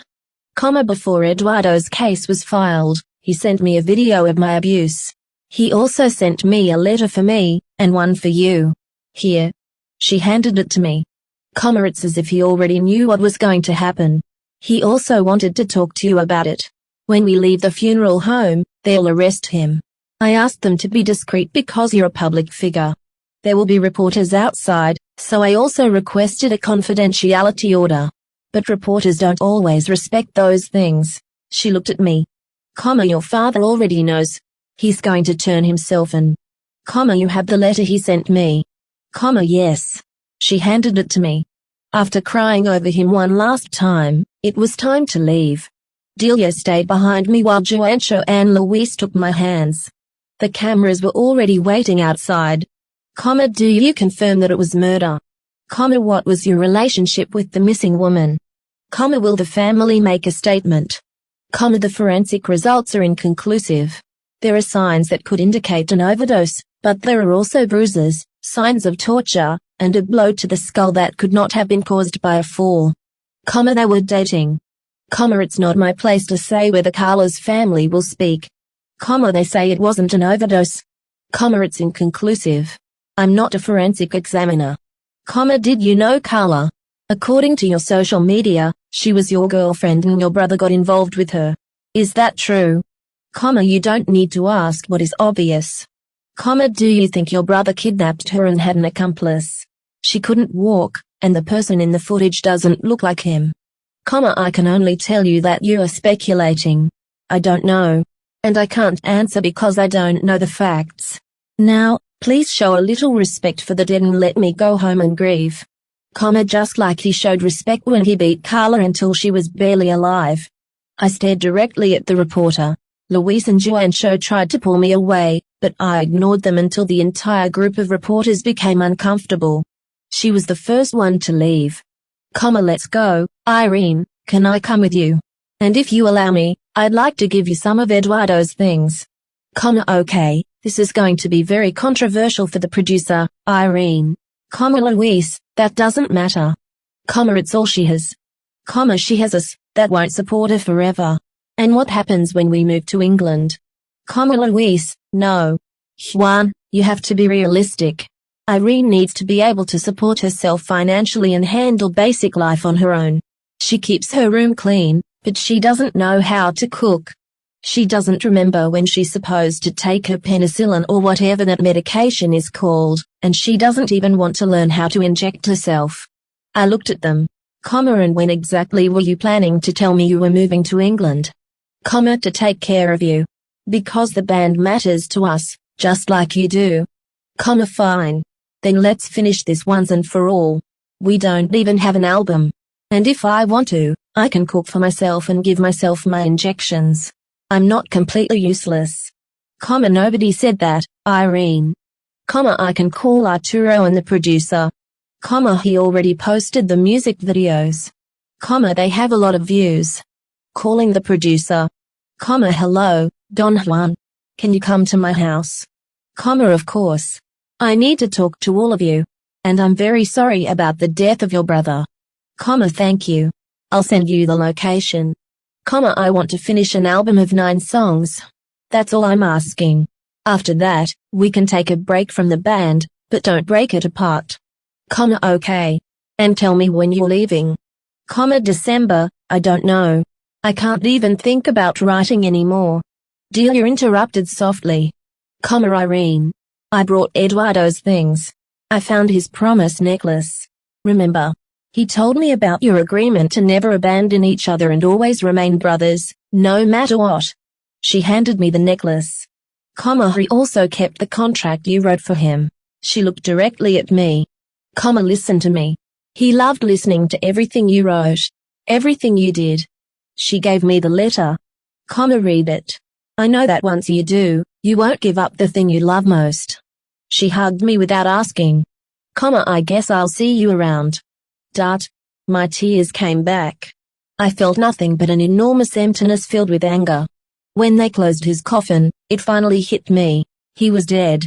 His body was actually still. He wasn't on this plane anymore. I hadn't even been able to properly cry for him. My voice was gone. My throat hurt so badly that I didn't want to speak. But those simple words from Delia had been enough. The anger slowly disappeared. Melancholy took its place. After she left, I sat down. I asked the guys to call Arturo and leave me alone. I needed to read the letter. From Eduardo to my little famous sister. Irene, if you're reading this, it means I'm dead. It sounds cliché, but you were always the writer. You always supported me. You ate everything I made, even though you never inherited Mom's talent no matter how hard you tried to learn. I've listened to your songs. I'm sorry, but I won't be able to go to Mom's grave. I suppose that by now you know what happened with Delia. And yes, everything you're going to hear about my addiction is true. When I found out you had syphilis because of Carla, the animal instinct inside me took over. I never really loved Carla.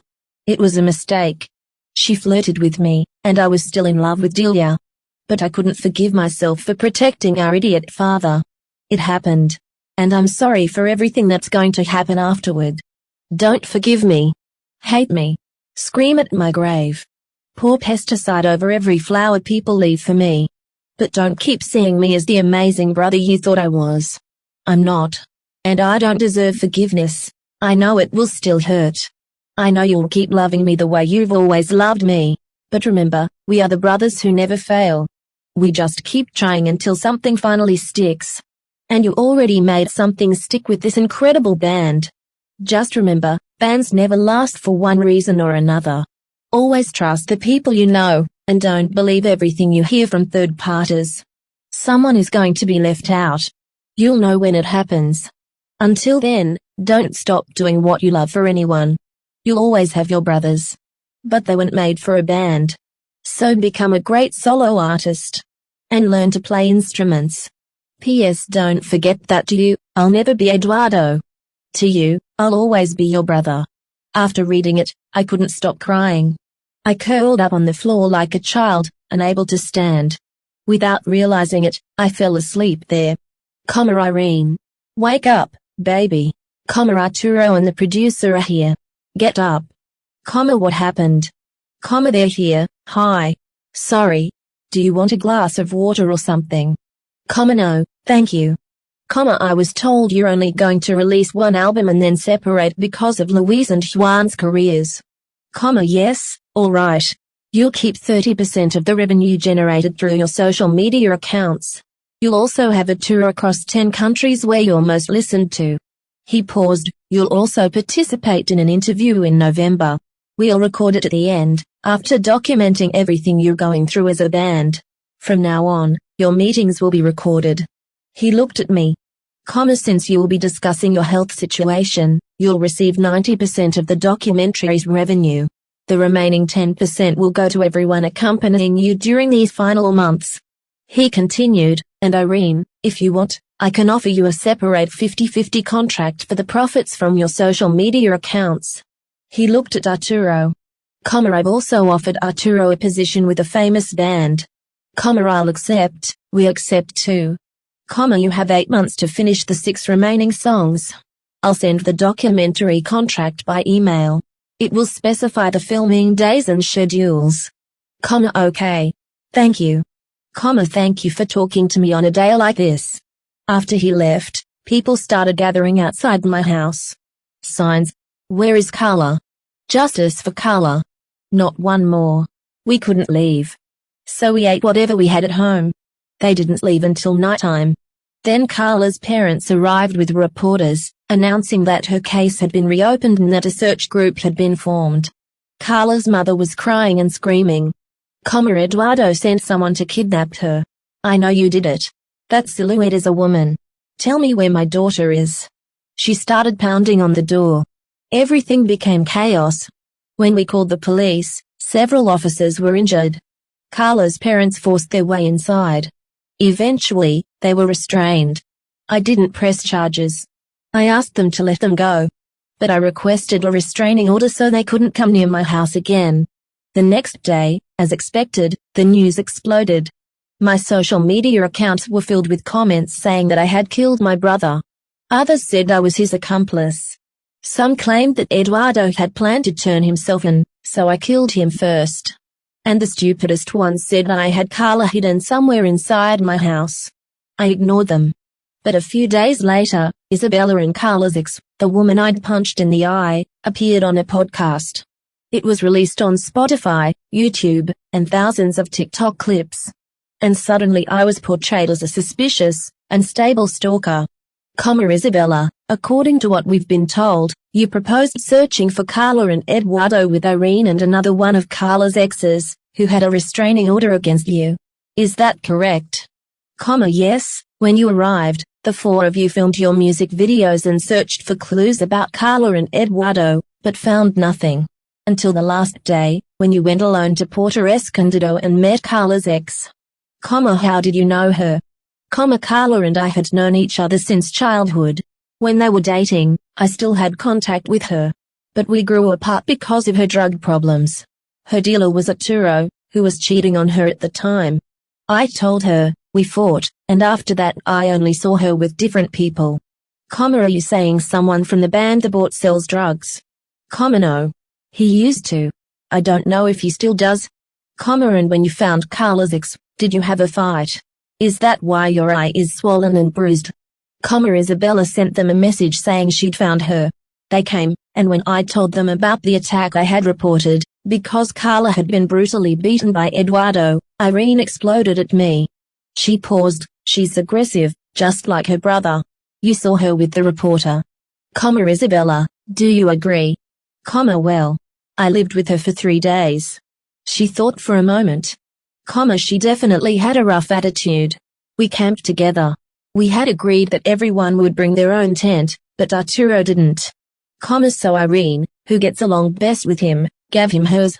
She had nowhere to sleep, so she stayed with me. She lowered her voice. And, well, she hugged me so tightly that I couldn't pull away. She accidentally touched me in sensitive areas. When the incident happened, she had a severe stress and anxiety attack at the same time.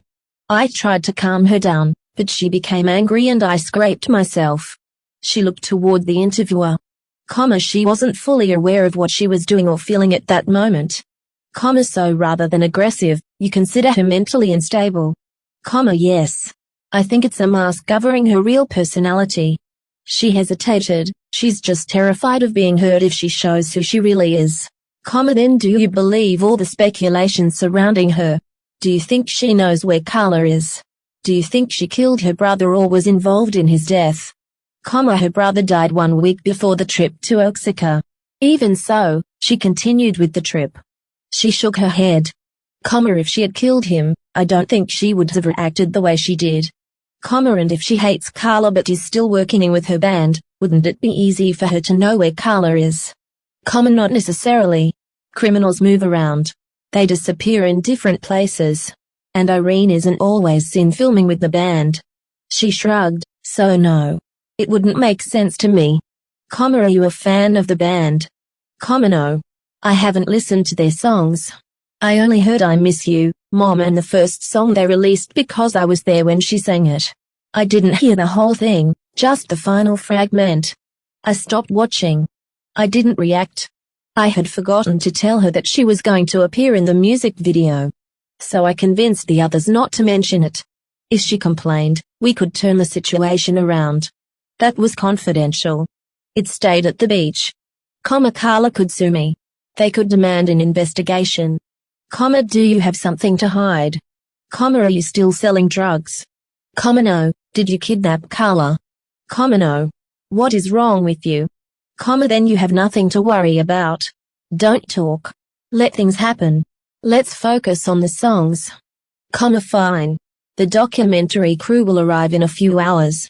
Yeah. I swallowed. I'm nervous.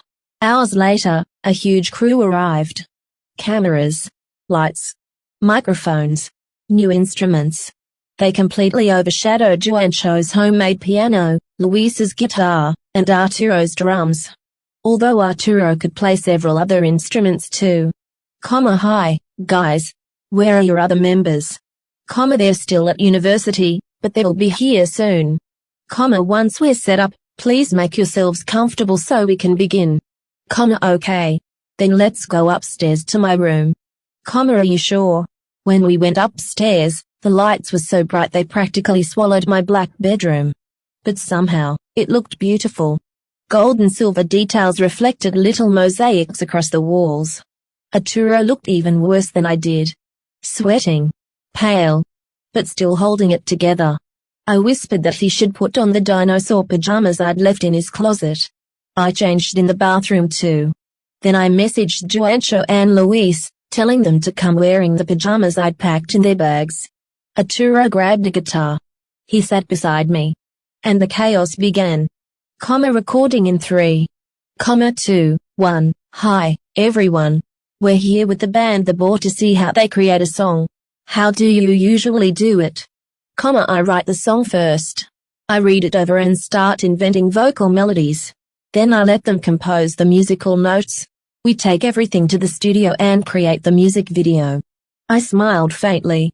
We've developed a simple, street-style visual identity with an epic touch, a little elegance, and enough complexity to challenge both us and the people filming us. And do you already have a song? Not exactly. I have something in mind. Tell us about the concept. Where does it come from? How do you write it?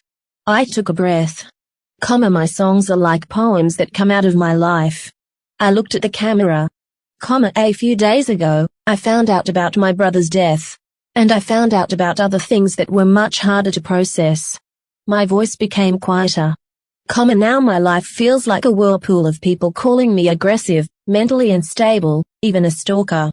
They say I'm irresponsible for working with the person who sold drugs to my brother and to Carla, who was my girlfriend before she ran away with Eduardo. I paused. That's the general concept. I looked down, but they already know that story. I swallowed. There's something they don't know. The room became quiet. When he was 14, I was 10. There wasn't always a father or a mother around to cook for us.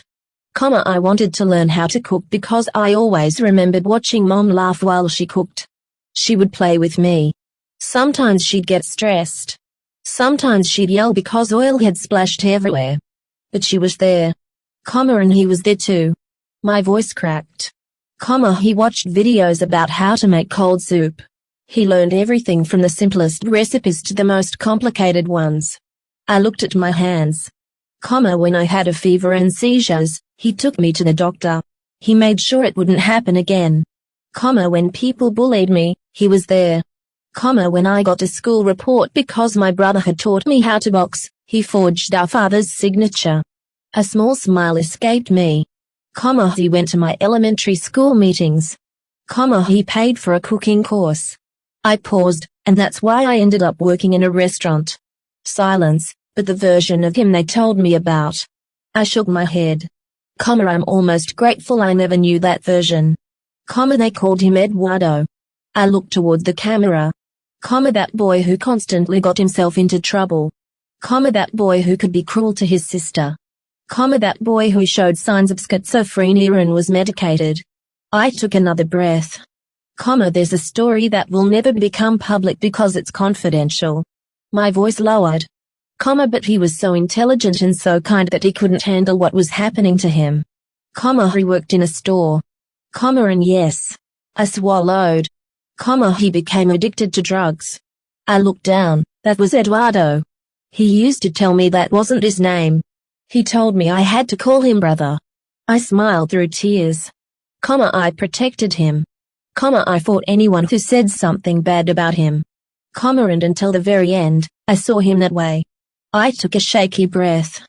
Other people called him Eduardo. People who didn't know him. People who saw a man. A tough man. A macho image that sometimes controlled him. I wiped my eyes. In the end, that image destroyed him. He died as Eduardo. I looked directly into the camera. But to me, my voice almost disappeared. He will always be my brother. I met him at the store where he worked. One day, he saw me selling to a group of kids and asked me, "Why do you do it?" I told him I had grown up on the streets, and that a rebellious kid without a family could easily be manipulated. He didn't judge me. He bought me a juice and some Cheetos. We talked about Irene, his little sister, the girl who was a good writer with a beautiful voice. We started seeing each other regularly. But one day, he called me desperate. He said he had been hearing voices telling him to kill himself. I didn't know what to do. So I gave him a drug that calmed him down. He told me he felt better after taking it. After that, he started asking me for it more often. I didn't know he had schizophrenia. He was my friend. The room went completely silent. It's okay, Arturo. He should have told you. He wouldn't take his medication. He used to throw up his pills because he knew it was easy to notice when he was hiding them. Whenever I saw him doing it, I'd annoy him until he finally took them. I'm sorry, don't be. The documentary crew exchanged uncomfortable looks. We'll give you two a moment alone. When we come back, could you show us the official lyrics? Sure, Juancho and Luis have already arrived. You can interview them. The crew left. Arturo and I stayed there in silence. Neither of us knew what to say. We just stared at the floor and cried. From the other room, we could hear Juancho and Luis being interviewed. They were telling stories about all the trouble we'd gotten into as children with my brother, and how their relationship had grown over the years. It was almost absurd how their love story had started, with sex, late-night escapes, and countless ridiculous adventures. I finally looked at Arturo. What do you say we leave this in the past and actually move forward this time? You should hate me. Just like I hate my brother for not telling me. For not asking me for help when I was there for him. Arturo lowered his eyes. I'm worse than he was. Then finish this band properly. After that, I'm moving to the United States. I took a breath. Then let's get to work. Do you have the song? Yeah, let's go downstairs. We returned to the others. Hey, guys. I have the song. Let's hear it. I looked at all three of them. This song is special. It's personal. Juancho, Luis, Arturo.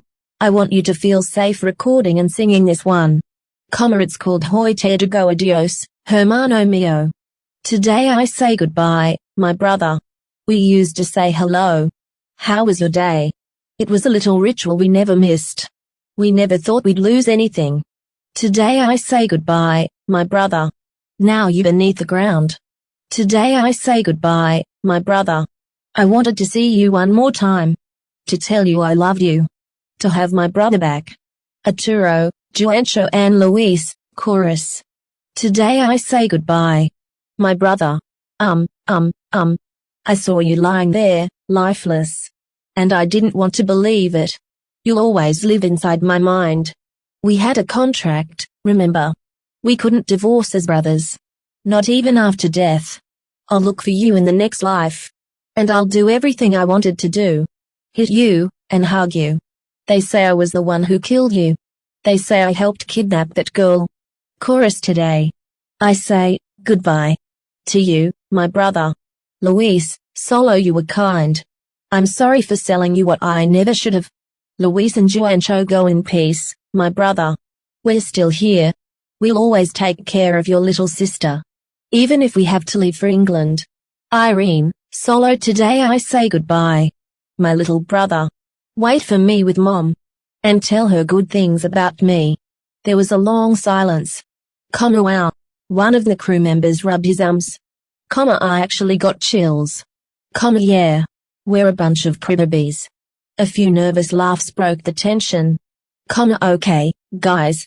Since you already have the lyrics and the musical arrangement, we'll meet at the studio tomorrow to record it and discuss the music video. Sounds good. The producer looked at me. I was also told you're undergoing treatment for syphilis. Would you be comfortable talking about that? Actually, it's time for my penicillin injection.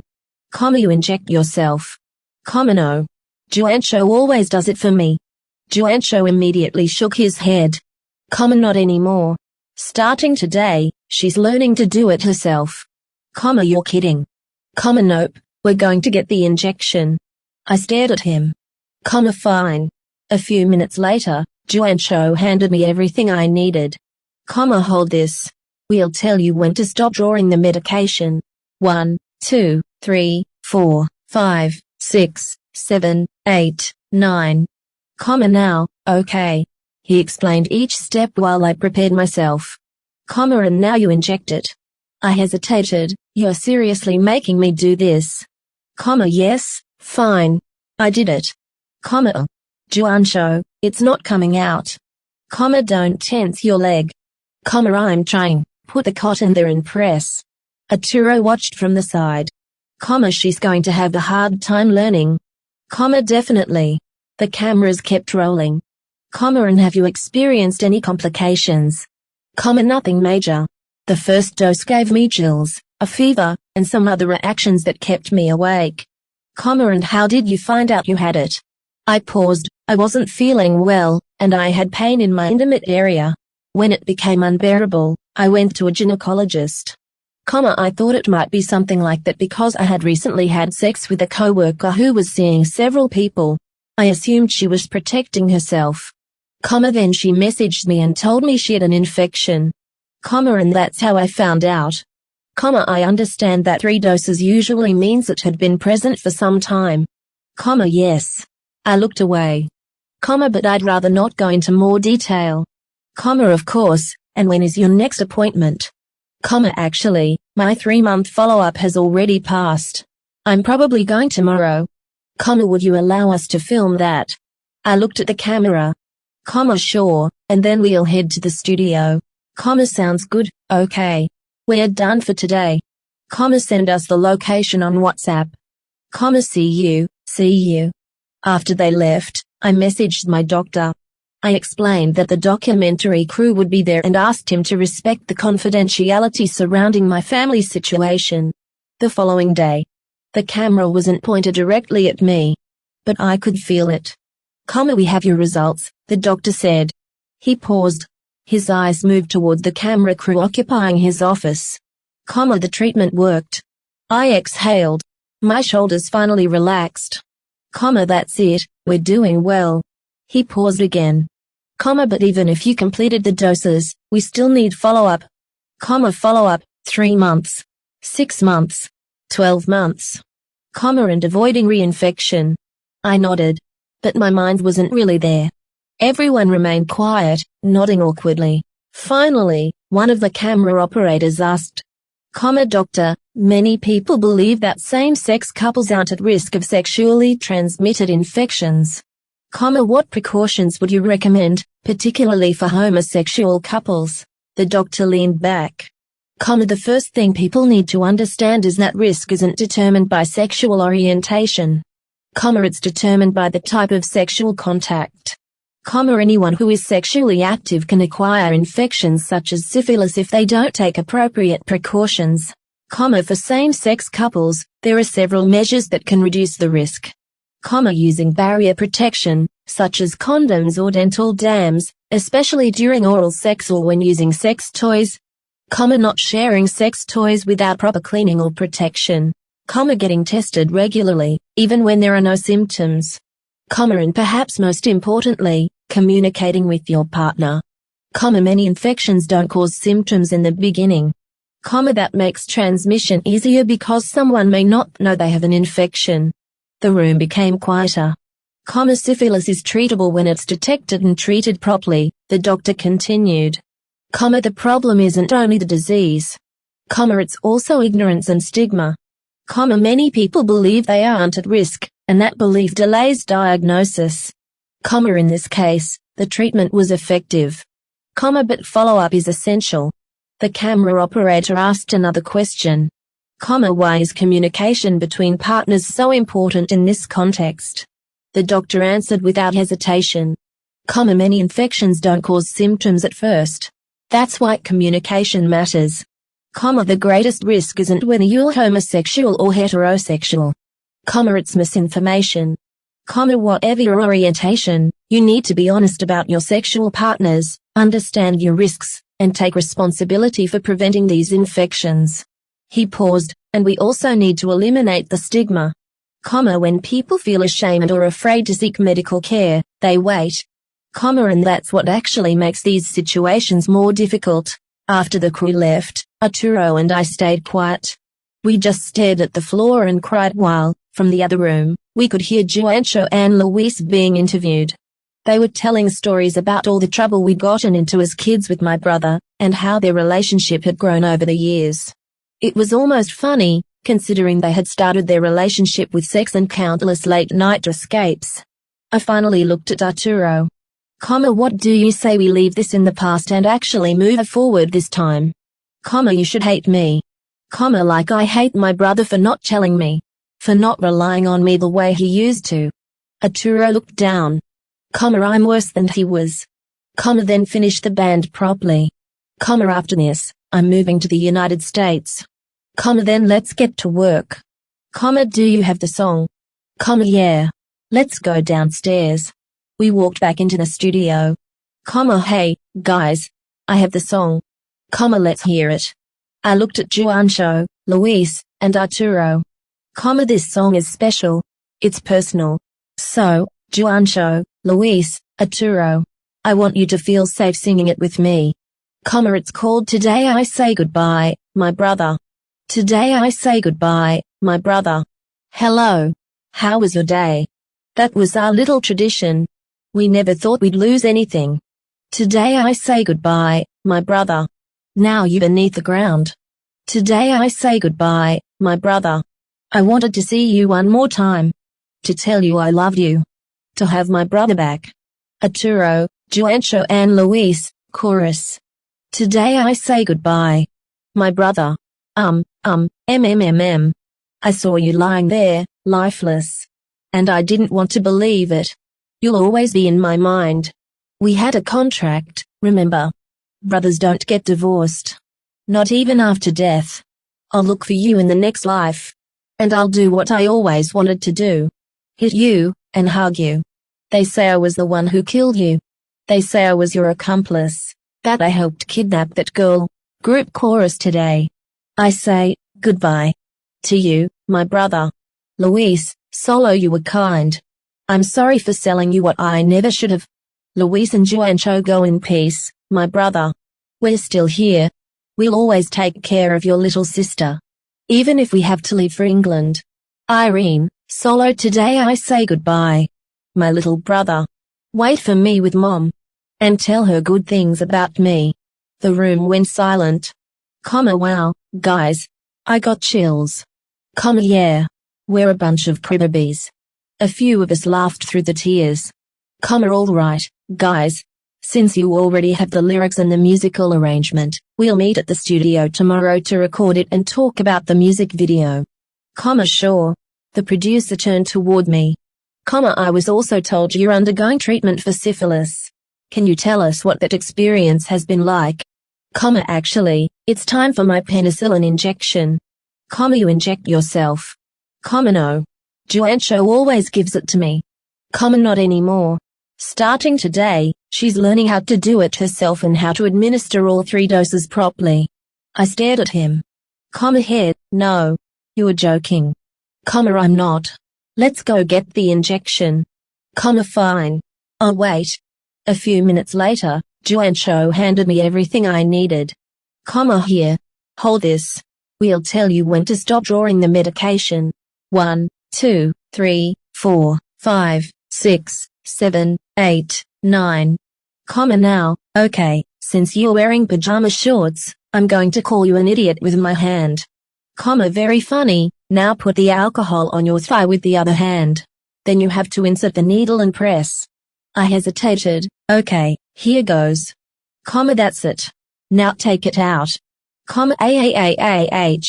Juancho, it's not coming out. Don't tense your leg. I'm trying. Put the cotton there and press. Arturo watched from the side. She's going to have a hard time learning. Definitely. One of the camera operators laughed. And have you had any complications? Not really. The first dose gave me chills, a fever, and some other reactions that kept me from sleeping. And how did you find out you had it? I paused. I wasn't feeling well, and I had pain in my intimate area. When it became unbearable, I went to the gynecologist. I thought I might have something because I had recently had sex with a coworker who was seeing several people. I assumed she was protecting herself. Then she messaged me and told me she had an infection. So, that's how I found out. I understand that if you're receiving 3 doses, that means the infection had been present for some time. Yes. I looked away. But I don't really want to go into more detail. We understand. And when is your next appointment? Actually, my 3-month follow-up is already due. I'm probably going tomorrow. Would you let us come with you?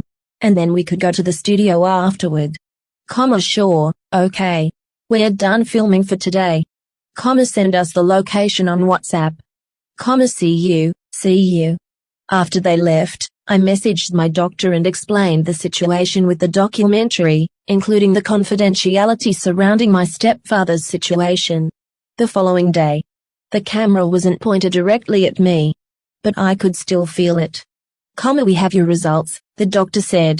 He paused uncomfortably, glancing at the camera crew occupying his office. The treatment worked. I exhaled. My shoulders finally relaxed. That's it, we're doing well. He paused, but even though you've completed your doses, you still need follow-up. Follow-up, 3 months, 6 months, 12 months. And avoiding reinfection. I nodded, but my mind wasn't really there. Everyone remained silent, nodding awkwardly until one of the camera operators finally asked. Doctor, many people believe that same-sex couples aren't at risk of sexually transmitted infections. What precautions would you recommend, especially for homosexual couples? The doctor answered calmly. The first thing people need to understand is that risk doesn't depend on sexual orientation. It depends on the type of sexual contact. Anyone who is sexually active can acquire infections such as syphilis if they don't take precautions. For same-sex couples, there are several clear measures that can reduce the risk. Use barrier protection, such as condoms or dental dams, especially during oral sex or when using sex toys. Don't share sex toys without properly cleaning them or using protection. Get tested regularly, even if you have no symptoms. And most importantly, communicate with your partner. Many infections don't cause symptoms at first. And that makes transmission easier because people may not know they are infected. Syphilis is treatable when it's detected early, the doctor explained. The problem isn't only the disease. It's also ignorance and stigma. Many people believe they are not at risk, and that delays diagnosis. In this case, the treatment was effective. But follow-up is still essential. Why do you think communication between partners is so important? Many infections don't show symptoms at first, which makes communication essential. The greatest risk isn't whether you're homosexual or heterosexual. It's misinformation.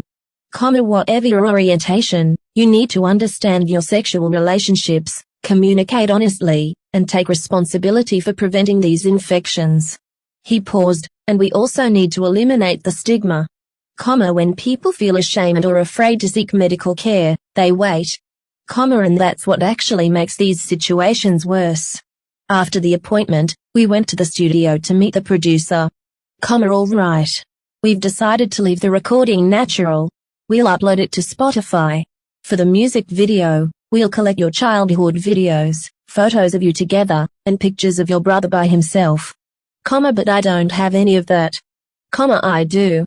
I already sent everything by email. The editor has already started working.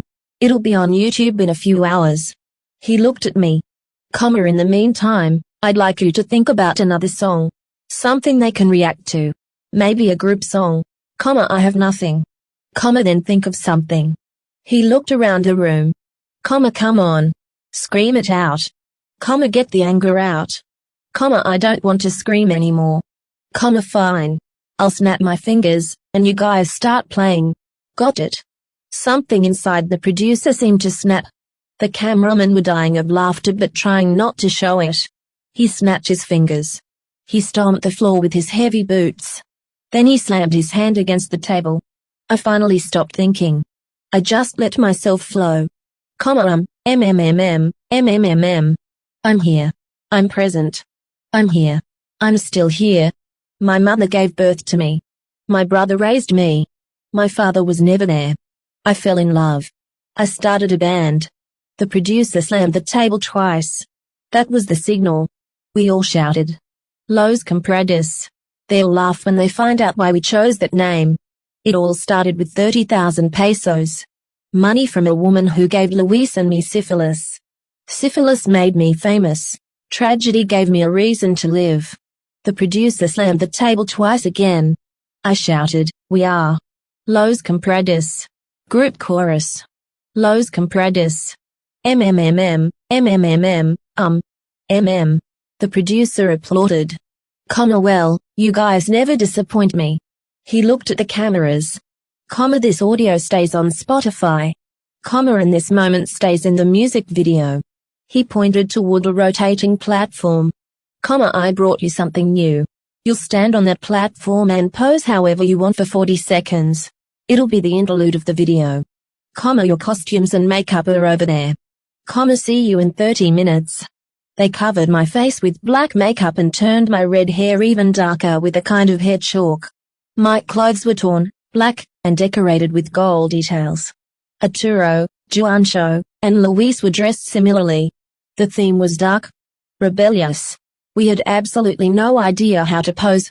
There were 5 takes. In one, we made ridiculous faces. In another, we looked completely terrible. Eventually, we stopped taking it so seriously and started laughing. The jokes made everything easier. All right, guys. Let's finish today's filming with your reaction to the video. They sat us in chairs against a black background. A computer was positioned just outside the camera's view. The video began. The first image was a photograph of my brother as a child. We started crying immediately. Then came videos I'd completely forgotten existed. Birthday parties. Games where we pretended we were Jedi. Us dancing quebradita. Luis still couldn't dance. We laughed again. Then the final image appeared. A recent photograph. The last one we'd taken together at Juancho's birthday. Eduardo looked happy. Alive. When they asked us what we thought, I couldn't speak. All that came out was, he was my brother. Luis immediately took my hand. This is the tribute we wanted to give Eduardo. He did things that cannot be justified. But you can't ask someone who was part of his life to speak badly about him without knowing that, to us, he was never the monster people say he was. Thank you. The producer nodded. We're honored to accompany you through this goodbye. Not only as a band, but as a family and as friends. Thank you for exposing your lives without fear and without filters. We expected you to have some, but you've been incredibly transparent. I hope you stay that way. He looked at me. And Irene, keep writing. You're good. All right. That's a wrap for today. See you tomorrow, guys. See you. The producer stopped us before we left. You guys go out through the back. There are reporters outside. He looked at me. Irene, I'll see you tomorrow at 7. Everyone bring their instruments. And write another song. I left completely exhausted. We took a taxi home. As usual, we ordered Chinese food. We showered. We went to sleep. Then, sometime during the night, I woke up. The inspiration had arrived. I wrote the entire song. When I finished, I went back to sleep. When I woke up, it was already 2 p.m. I made myself breakfast. And while I was cooking, my phone buzzed. Message from Isabella. Isabella, hi, Irene. Your producer contacted me. I'll be there at 7. I don't know if he told you, but I didn't want you to misunderstand. I don't want attention from people. He suggested that we talk again because if I was going to judge you, it would be fairer to do it to your face. I think he's right. Irene, hi, Isabella. Sure. Do whatever you want. Just don't talk about my brother. Isabella, of course. I just didn't want you to be surprised. Irene, why would you care? Isabella, because we became friends. Irene, you want to be my friend because I'm mentally unstable like Carla and your other friends. Isabella, you don't know anything about me. Irene, then tell me. Why do you say you're my friend? Why do you want to be? Isabella, maybe I really am a closeted lesbian, okay. Irene, were you in love with Carla? Isabella, yes. Irene. And did you like me? Isabella, eyes don't lie, Irene. You caught me staring at you more than once. Don't even try. Irene, you like mentally unstable women. Isabella, are you going to keep teasing me about that? Irene, yes. You hurt my feelings. Isabella, I'm sorry. Irene, no. Isabella. Sorry. Sorry. Sorry. Sorry. Irene, fine. I forgive you, a little. Isabella, see you, Irene. Irene, see you, Isabella. When the conversation ended, I realized I was smiling at my phone. And then I realized something even stranger. That night, I dreamed about her. And the song I'd written had been inspired by her. The next few hours felt endless. All I could do was rehearse so I wouldn't embarrass myself in front of her. I did vocal exercises. I worked out. Then I had to shower because I was sweating. By the time I finished, the boys had arrived. I got dressed as quickly as possible and ran toward them, practically bouncing like an excited puppy waiting for its owners to take it for a walk. Why are you in such a hurry, baby? Isabella, what's with her? She's going to the studio. Why? I don't know. I just know I wrote her a song. Arturo's face changed.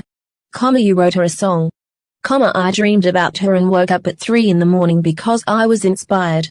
Juancho laughed. Inspired, huh? Luis joined in.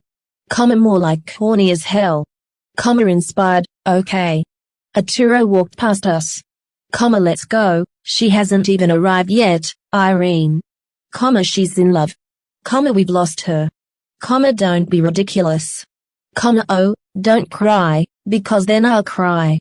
He dramatically wiped his eyes. Our little Irene is growing up. Guys, let's go. What? You don't want to.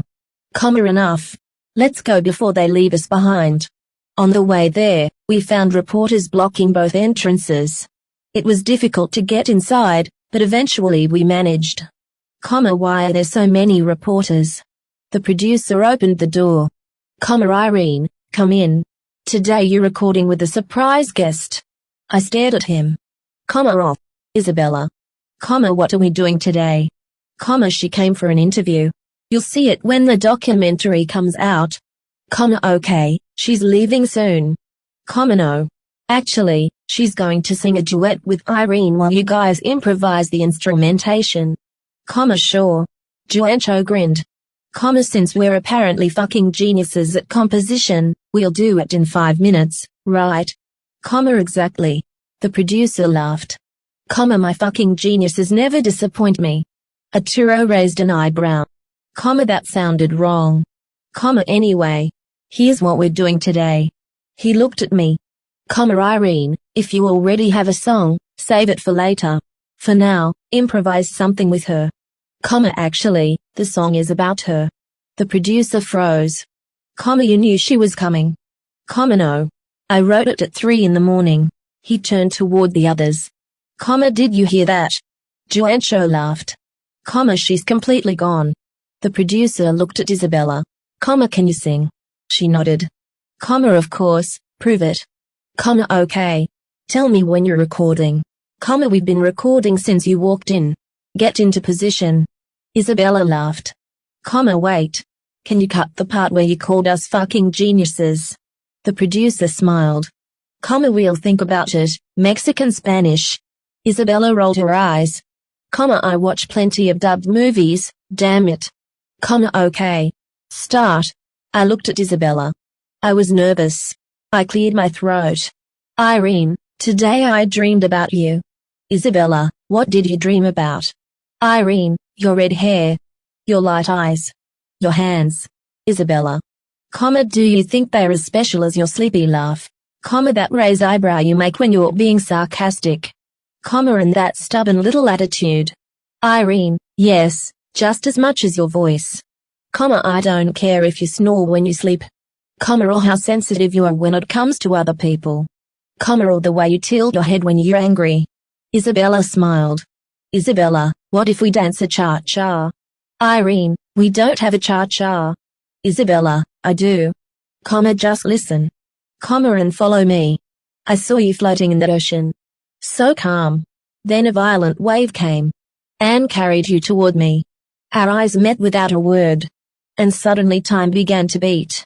And my heart started pounding. Cha-cha-cha, when your eyes spoke to me. Cha-cha-cha, and just from a little touch. I knew something was happening here. Cha-cha-cha. After we finished, we just stared at each other without saying a word. Then I kissed her. And, cut. Get a room. We both laughed, not knowing how to pull ourselves apart. Eventually, we didn't look at the producer. That's it for today. This dance will be included in the music video. Okay, you can leave.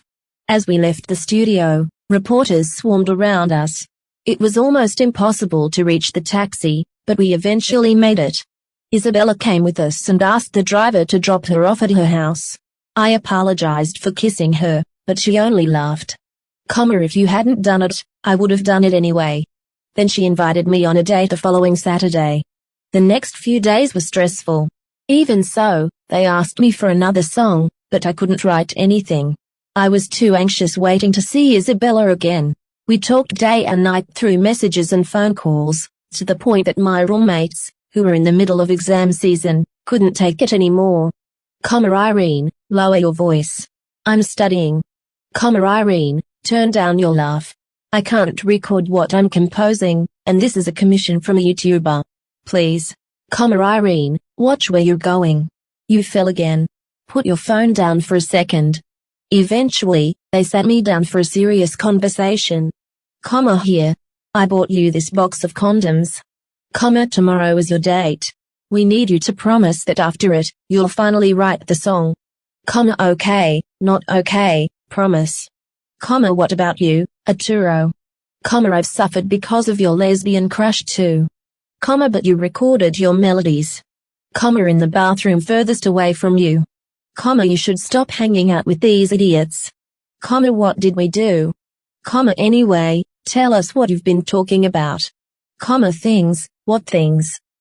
Stuff we like, things we don't like, what we've done, what we've studied, things like that. Okay, what's her favorite food? Enchiladas, her favorite color. Red. Done, her favorite song. Kilometers by Sing Bandera. Isn't that your favorite too? It's the first song you ever listened to. Yeah. I told her that. Favorite place. Movie theaters. That's why she works at one. How does she know how to sing? She's studying acting. She likes musicals too. She's going to be in a production of Estas Historias next month. Oh, that's actually great. Now, did you tell her everything about yourself? Pretty much the same things she told me. Black is my favorite color. Spaghetti bolognese. Telore un rio by Mana. The ocean. I took a culinary course and worked at a restaurant, but they fired me because somehow everything I cooked tasted bland. My technique was good, but I couldn't give the food enough flavor. The chefs couldn't figure it out. They actually recommended me as part of their thesis experiment. Wow. You really did talk a lot. Yeah. She even fell down once. You don't see that little bump on her head. Hey. I got a bump. No, you didn't. Actually, I had gotten a bump. And stress acne. Saturday, the date. Isabella's house was quieter than Irene had expected. No music. No one else. Just the two of them. Did you eat anything? Isabella asked. I shook my head. She showed me 2 plates filled with spaghetti bolognese. No way. You cooked my favorite food. Try it. I don't know if you'll like it. I took a bite. You're actually good at cooking.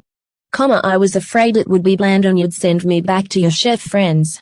She laughed. I really wanted to be good at it. Why couldn't you give it enough flavor? My mother was the same. One day she told me I couldn't make good food because I didn't have a sensitive enough palate. I guess it's hereditary. My brother got lucky. He used to help me with the seasoning. But you can't become a chef if you need someone standing beside you to tell you what everything tastes like. I see. Want some tequila? You have tequila. I stole it from a wedding. Whose wedding? A friend's. Let's drink shots and ask uncomfortable questions. Okay. I'll start. Have you ever done it with a woman? I moved as close to her as I could. I took a drink, spilled the rest clumsily onto the table, and looked at her. Then I kissed her neck. Her breathing changed. No, I haven't. I turned back toward her, touched her cheek and kissed her slowly, gently. My hands moved a little farther, taking in every detail without really seeing anything else. Irene. My hands touched her chest and moved lower, toward her stomach. I don't want to think, she whispered. Just, stay here. Isabella didn't move. I was the one who closed the distance. Slowly. Tenderly. But before things went any further, I stopped. I took a deep breath. Wait. Isabella looked at me, confused. I reached into my bag. My hands were trembling slightly. I don't want to make the same mistake again, I said, more to myself than to her. I took out a small condom wrapper and held it between my fingers. I want to do this right. Isabella kissed me, silently asking me to continue. Her breathing grew faster. Okay. And when I touched her again, I didn't stop. That night, I stayed over, and then for several more days. We cooked. We sang. We danced. We showered together. We spent the intimacy we wanted to share throughout the house. Until one day, my phone rang. Louise calling. Irene. Where are you? It's been a month and a half. I'm at Isabella's house. Today's the recording at the house. You forgot. Do you have the songs? Baby, I have the 3 missing ones. Seriously, then get your ass over here. Wow. Aggressive. Sweetheart, I have to go. Already, yeah. Today is the second to last recording. After that, we're going on tour to 10 countries. Do you want to come? How long? Until November. 3 months, yeah. Tomorrow is my play. I want you there. I will. Send me the location. Okay. I ran outside and grabbed a taxi toward home. When I arrived, the producer was waiting at the door with an angry expression. Sorry I'm late, but I have the last songs. Come in. Let's hear them. I also have some footage. Good. First things first. Show me the songs. One at a time. Sing them, show me the recordings, and if I like the concept, we'll send everything to the editor. Okay. The recorder from the studio was already there, along with a chair. You can sit if you want. Or stand. Whatever feels more comfortable. Okay. The first song is called You Can Go, You Can Go. My friends, you can go. All this time putting up with my attitude. All this time taking care of me. When nobody asks you to. You deserve the sky itself. You deserve to travel and fall in love. You deserve the children you've always dreamed of. My friends, you can go. I love you, and I hope you don't forget me. Because I never will. I carry you in my heart. You can go. Fly wherever you want. My friends, I'll miss you. But this chapter will always remain. The era of los COMPRADOS. You can go. Thank you for everything. And make those instruments sound like you've never played them before. Show them how great you really are. Okay. Now show me your recordings. First, this is what I recorded during the Osaka trip. And these are the ones I took while I was following them. You did what? Isabella came with me. The producer watched the footage. They're actually good. The best one is the one where Joancho and Luis are making out while Isabella is snoring in the background. He laughed. Wow. These are absolute treasures. Send them to the editor. Now, the next song. Right. This one is called I Felt Again I Met You at a Moment. I never thought I'd live through. You were there. Simply loving me. Content with my touch and my love. You are the only one who would accept me as I am, even with all my instability. Thank you for being in my life. I love you. I never thought I'd feel my heart explode again. I love you. I'd do anything to make you laugh. Anything to wake up beside you every morning. I simply love you. You are the love of my life. My other half, my moon that stays beside me at night. The sun that warms me every day. I love you, Isabella. The producer stared at me for a moment. Wow, that's what being in love looks like. I guess, you know what? You're incredible at recording these moments. Send all of it to the editor. The last song. For this one, I need the guys to sing the chorus with me. These are your lines. When I raise my hands, I want the deepest voices you've got. And the song is called, After They Left, Arturo and I stayed silent. We just stared at the floor and cried while I listened to Juancho and Luis being interviewed. They talked about all the stupid things we used to do as kids with my brother, and how their relationship had developed over the years. It was almost funny to hear about it, considering they had started out sleeping together and sneaking out at night whenever they could. Arturo, what do you say we leave the past where it belongs and actually move forward? You should hate me. Just like I hated my brother for not telling me. For not relying on me the way he used to. I'm worse than he was. Then finish the band properly. At least give it a decent ending. After this, I'm leaving for the United States. Then let's get to work. Do you already have the song? Yes. Let's go downstairs. When we went back down, everyone was waiting. Hey, guys. I have the song. Let's hear it. This one is special. It's personal. Juancho, Luis, Arturo. I want you to feel safe singing it with me. It's called Today I Say Goodbye, My Brother. Today I say goodbye, my brother. Verse, Irene saying hello. Hey, how was your day? Was something we always did. We never thought we'd lose it all. Today I say goodbye, my brother. Now you're lying beneath the earth. Today I say goodbye, my brother. I wanted to see you one more time. Tell you I love you. Tell you I wanted my brother back. Chorus, Arturo, Juancho and Luis. Today I say goodbye, my brother. Irene, I saw you lying there, lifeless. I didn't want to believe it. You'll always be in my mind. We had a contract, remember? We could never divorce as siblings. Not even death could change that. I'll look for you in the next life. And when I find you, I'll do everything I never got to do. Hit you, and then hold you. They say I was the one who killed you. They say I helped kidnap that girl. Chorus, all today. I say, goodbye. My brother. Luis, solo. You are good. I'm sorry I sold you. What I never should have. Luis and Juancho go in peace. We're still here, brother. We'll always take care of your little sister. Even if we leave for England. Irene, solo. Today I say goodbye, little brother. Wait for me with Mom. And tell her good things about me. Wow, the producer rubbed his arms. That gave me chills. Yeah, Juancho said with a weak laugh. We're all cribberbees. Well, now that you have the lyrics and the musical arrangement, we'll meet at the studio tomorrow to record it and discuss the music video. Sure, then the producer looked at me. I was also told you're undergoing treatment for syphilis. Can you tell us how that's been? Actually, it's time for my penicillin injection. You give it to yourself. No. Juancho always does it. Not anymore, Juancho interrupted. Starting today, she's going to learn how to do it herself and keep track of all 3 doses.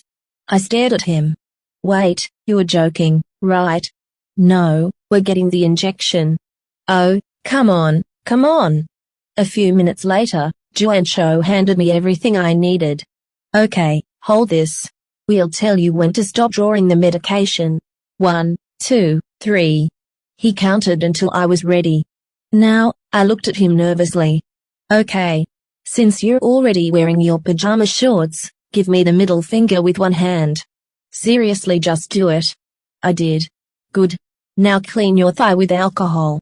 Then you inject it and press down. I hesitated. Now, I did it. Juancho, it's not coming out. Don't tense up. Oh, God, now take the cotton and press down. Arturo watched from the side. She's going to have a hard time learning this. Yeah, Juancho said. The producer looked at me. And have you experienced any complications? No. The first dose gave me chills, a fever, and some other reactions that kept me awake all night. And how did you find out you had it? I wasn't feeling well and I had pain in my intimate area. When it became unbearable, I went to the gynecologist. I'd had sex with a coworker not long before. She dated several people, and I assumed she was being careful. Then she messaged me and told me she had STI. That's how I found out. I understand. And if you're receiving 3 doses, that means the infection had probably been there for some time, correct? Yes, but I don't really want to go into that. Of course. And when is your next follow-up appointment? Actually, my 3-month follow-up is already due. I'm probably going tomorrow. Would you let us come with you? Then we could head straight to the studio afterward. Sure, okay. We'll stop recording here. Send us the location on WhatsApp. See you. After they left, I messaged my doctor and explained that the documentary crew would be there. I also reminded him about the confidentiality agreement regarding my stepfather. The next day, the camera wasn't pointed directly at me, but I could feel it anyway. We have your results, the doctor said. He paused awkwardly, glancing at the camera crew that had invaded his office. The treatment worked. I exhaled and finally relaxed my shoulders. That's it, you are doing well, he said. But even after completing the treatment, you still need follow-up. Follow-up 3 months, 6 months, 12 months. He paused. And you need to avoid reinfection. I nodded. But my mind wasn't really there. Everyone remained silent until one of the camera operators finally asked, Doctor, a lot of people believe that same-sex couples aren't at risk of sexually transmitted infections. What precautions would you recommend, particularly for gay people? The first thing people need to understand is that risk doesn't depend on sexual orientation. It depends on the type of sexual contact. Anyone who is sexually active can contract an infection such as syphilis if they don't take precautions. For same-sex couples, there are several clear ways to reduce the risk, using barrier protection, such as condoms or dental dams, especially during oral sex or when using sex toys. Don't share sex toys without properly cleaning them or using protection. Get tested regularly, even when you don't have symptoms. And most importantly, communicate with your partner. Many infections don't cause symptoms at first. That's what makes them so easy to spread without someone realizing they have one. Syphilis is treatable when detected, the doctor explained. The problem isn't only the infection itself. It is ignorance and stigma. Many people believe they aren't at risk, so they delay getting tested. In this case, the treatment was effective. But follow-up remains essential. The camera operator asked another question. Why is communication between partners so important in this situation? Because many infections don't cause symptoms at first, he repeated. And that's what makes them so easy to transmit without either person knowing. The greatest risk isn't someone's orientation. It's misinformation. Whether you're gay, straight, bisexual, or anything else, you need to be honest about your partners, your sexual practices, and whether there's been any infidelity. You have a responsibility to protect yourself and others from these infections. He paused. And we also need to eliminate the stigma. When people feel ashamed or afraid to seek medical care, they wait. And that's what makes things worse. After the appointment, we went to the studio to meet the producer. Well, we've decided to keep the recording natural, he said. We'll release it on Spotify as it is. For the music video, we're going to collect childhood videos and photographs of all of you together, plus footage of your brother by himself. I don't have any of that. I do, Luis said. I already sent everything by email. The editor is working on it now. It should be on YouTube in a few hours. He looked at me. In the meantime, I want you to think about another song. Something they can react to. I've got nothing. Then think of something. Come on, Juancho said. Let it out. Shout it, get the anger out. I don't want to shout anymore. Fine, the producer snapped his fingers. Once I snap, You start playing. Got it. The cameramen were already struggling not to laugh. The producer snapped his fingers. He stomped his heavy boots against the floor. Then he slammed his hand against the table. Something inside me finally loosened. I stopped thinking. And just let myself flow.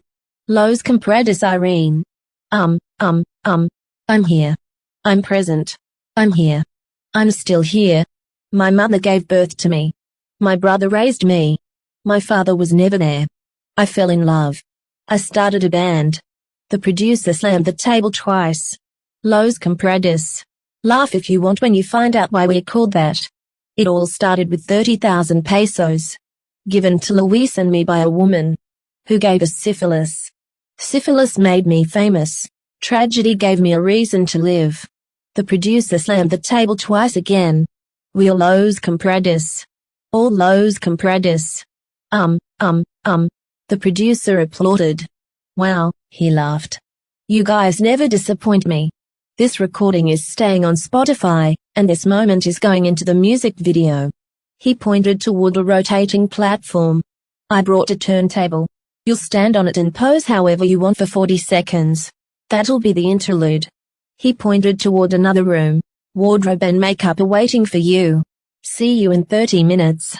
And that's where this adaptation starts to feel very cinematic in English. The documentary is no longer simply documenting the band.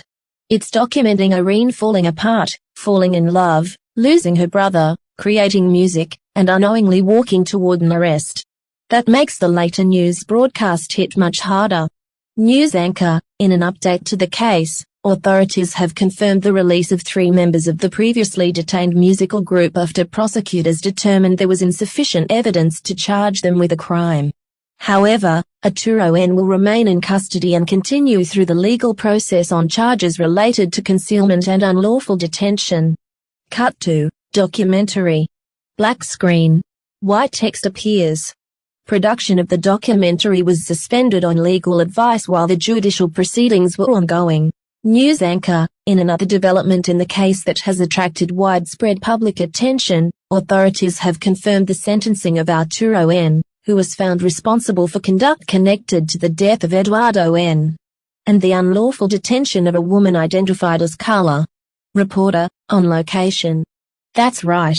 After several weeks of proceedings, a judge ruled that Arturo N was not guilty of intentional homicide, meaning prosecutors failed to establish that he deliberately intended to cause Eduardo's death.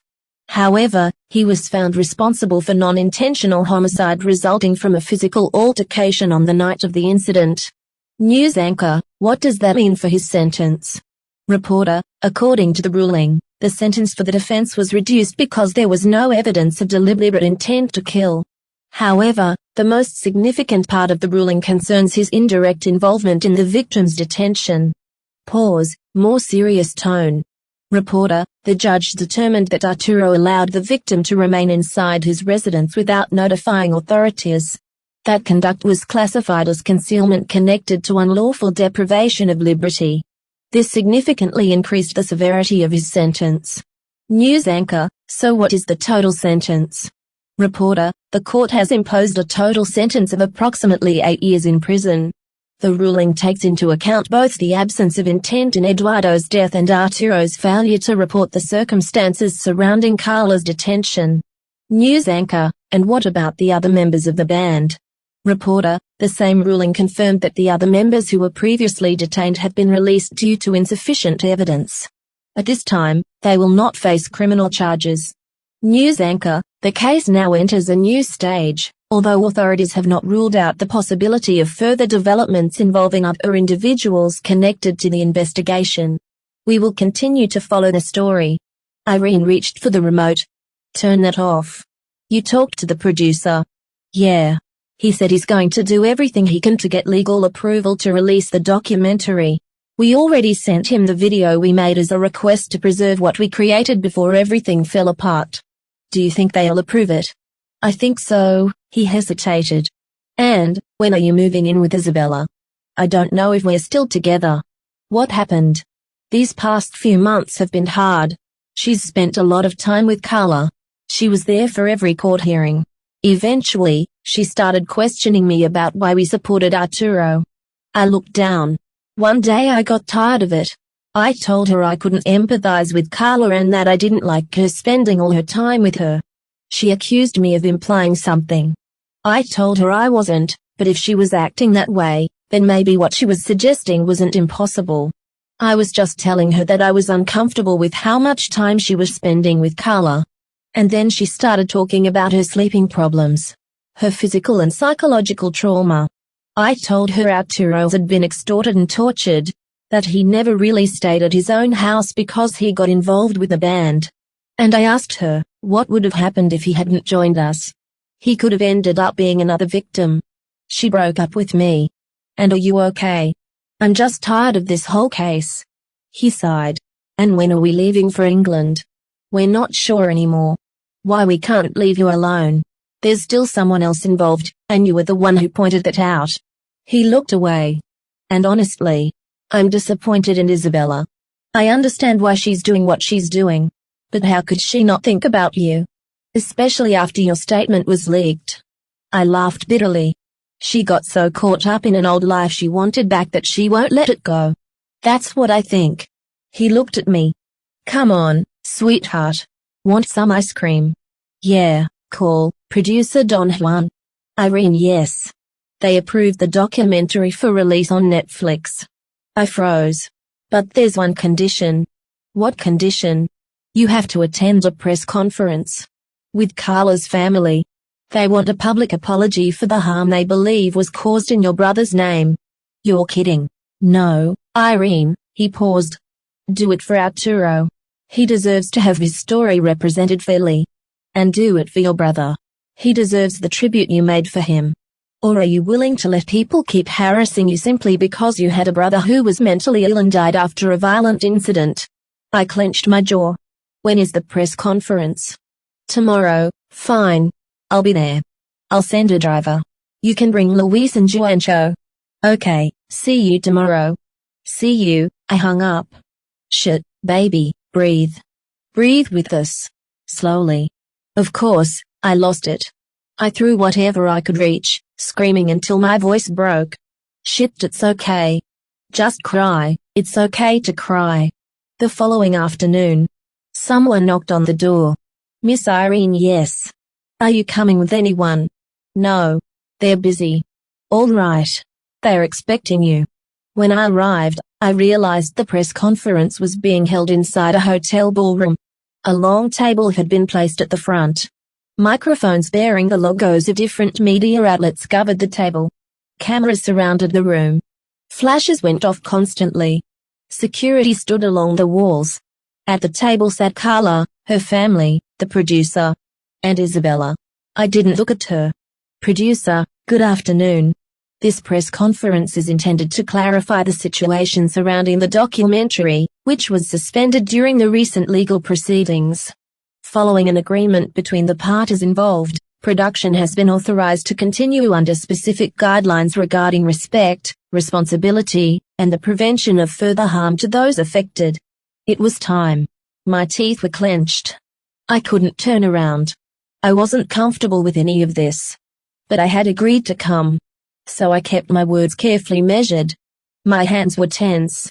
My eyes were lowered. I took one breath before speaking. Isabella was there. I didn't look directly at her. But I knew exactly where she was. The silence felt heavier than the flashes. I raised my eyes just enough. On behalf of my brother. He's dead. I would like to publicly apologize. I'd also like to throw you across this table. To Carla's family. Your fucking family. And to Carla. I know you're hiding something. You lied during your statements. I know there's something you're not telling anyone. I finished. Then I turned slightly toward Isabella. She wasn't looking at me. She was staring at Carla. My body tightened. I looked away again. My fists were clenched beneath the table. Questions from the press. Reporter 1, Carla, based on recent statements, there were reportedly conflicts within your previous relationship, including allegations of emotional and financial manipulation. Do you believe that context played a role in what happened afterward?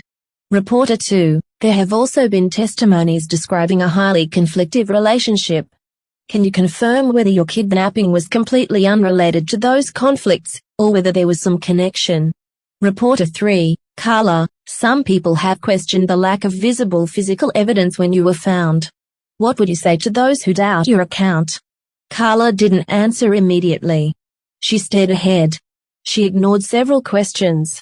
Then, finally, Carla. She swallowed. I loved his brother.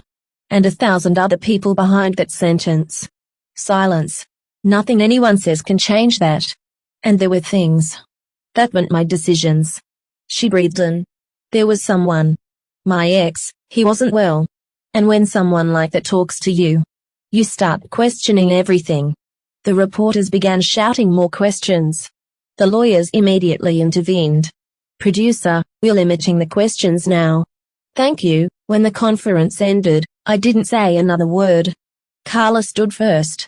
Isabella followed behind her. She didn't approach me. I quietly followed them out. Carla turned around. I'm sorry about Eduardo. So am I never intended to hurt anyone. I stared at her. Carla, I know when you're pretending. The lowered voice. The puppy dog eyes. Scratching your neck. So keep your distance from me. She froze, then smiled faintly.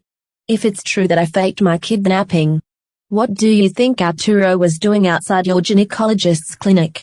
My blood ran cold. How do you know that? The day before he disappeared, he screamed at me. Her expression changed. You fucking bitch. How many people have you slept with, Irene? You and I have syphilis. What are you implying? I'm not implying anything. Just think about it. Maybe it's better to leave it alone. Then came that smile. That fucking smug smile. It disappeared the moment Isabella approached. Carla. Let's go. Seriously, Isabella. You believe her. I've already talked to you about this. Stop, so I don't matter to you anymore. And what about a fucking statement? Come on, Carla. I stayed where I was until they disappeared. A journalist who had witnessed the argument approached me. Irene, I turned. I'm sorry. I recorded part of your conversation. I'd like to interview you. Yes, but I want it published after the documentary comes out. Deal, then can I interview you? I looked at him. I can give you something better. What Arturo's statement about Carla? And photographs of her with a man. I took them during the final days of Arturo's trial. When I left the courthouse, I saw her with this man. He appeared to be giving her drugs. The journalist stared at me. Then why haven't you given those to the police? Because they are not conclusive evidence. And her parents have connections inside the police department. He understood immediately. I see, possible cover-up. Conflict of interest. Exactly, he took out his phone. Then I'll wait for Arturo's statement. Send everything to my email. I will, thank you. No, I looked at him. Thank you. 1 week earlier. A week before, I submitted a request to visit Arturo. I was only waiting for authorization. I sent my ID, CURP, personal information, and my relationship to the inmate, even though we weren't related. That same day, on my way home, I started looking for tiny microphones I could hide in my hair. I found one online. A miniature spy microphone. I bought it. The next day, it arrived. And shortly after that, my visitation request was approved. Saturday came. I wore tight-fitting clothes, no accessories, no makeup. I wasn't carrying anything. I made it through the second security checkpoint. I was already mentally preparing myself for the worst. But they didn't search my hair. That day, I had put my hair up without a head tie or headband, holding the bun together with my own hair. There was a chance it could fall apart at any moment. I even used strong eyelash glue to keep the microphone in place. When I entered, they took me to a courtyard. There was a table between Arturo and me, about 3 feet of distance between us.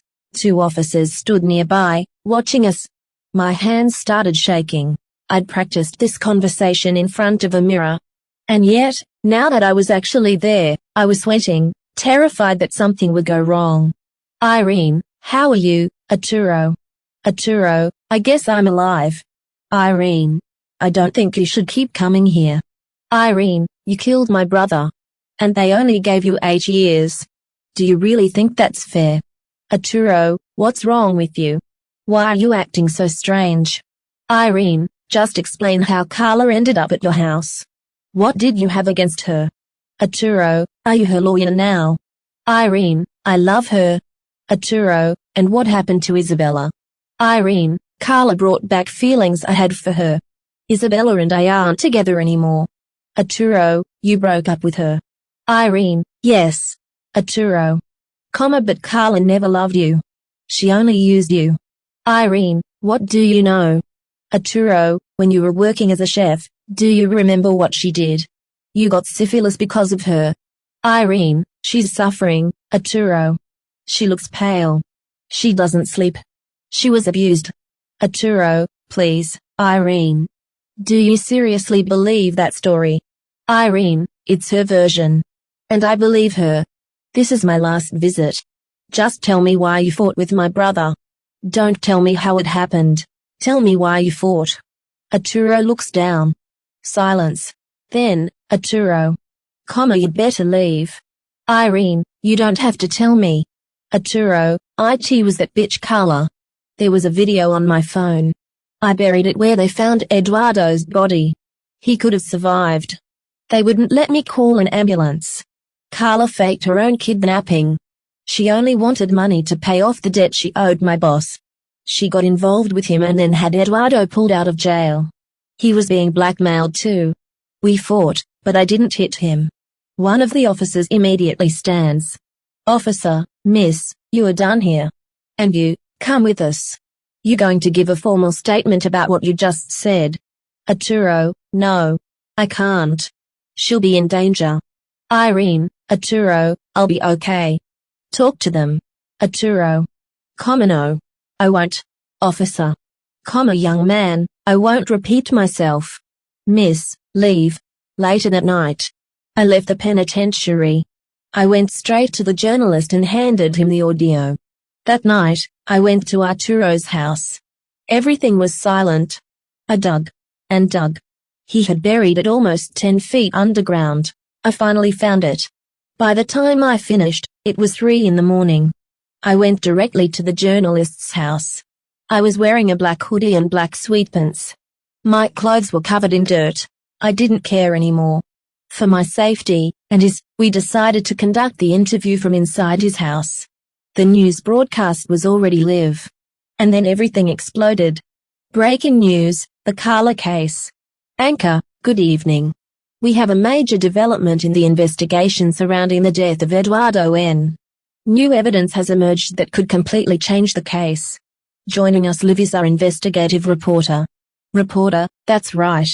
Earlier tonight, investigative material was released containing audio testimony and previously undisclosed evidence connected to the night Eduardo died. Among the material is a recording allegedly recovered from a device belonging to Arturo N. And Irene N is here with us tonight. Irene, where did you get this evidence? Irene, from Arturo's house. Reporter, what were you doing there? Irene places the device on the table. Irene, his phone. It didn't have a password. I found the video in his gallery. This is the video he was talking about. Reporter, okay.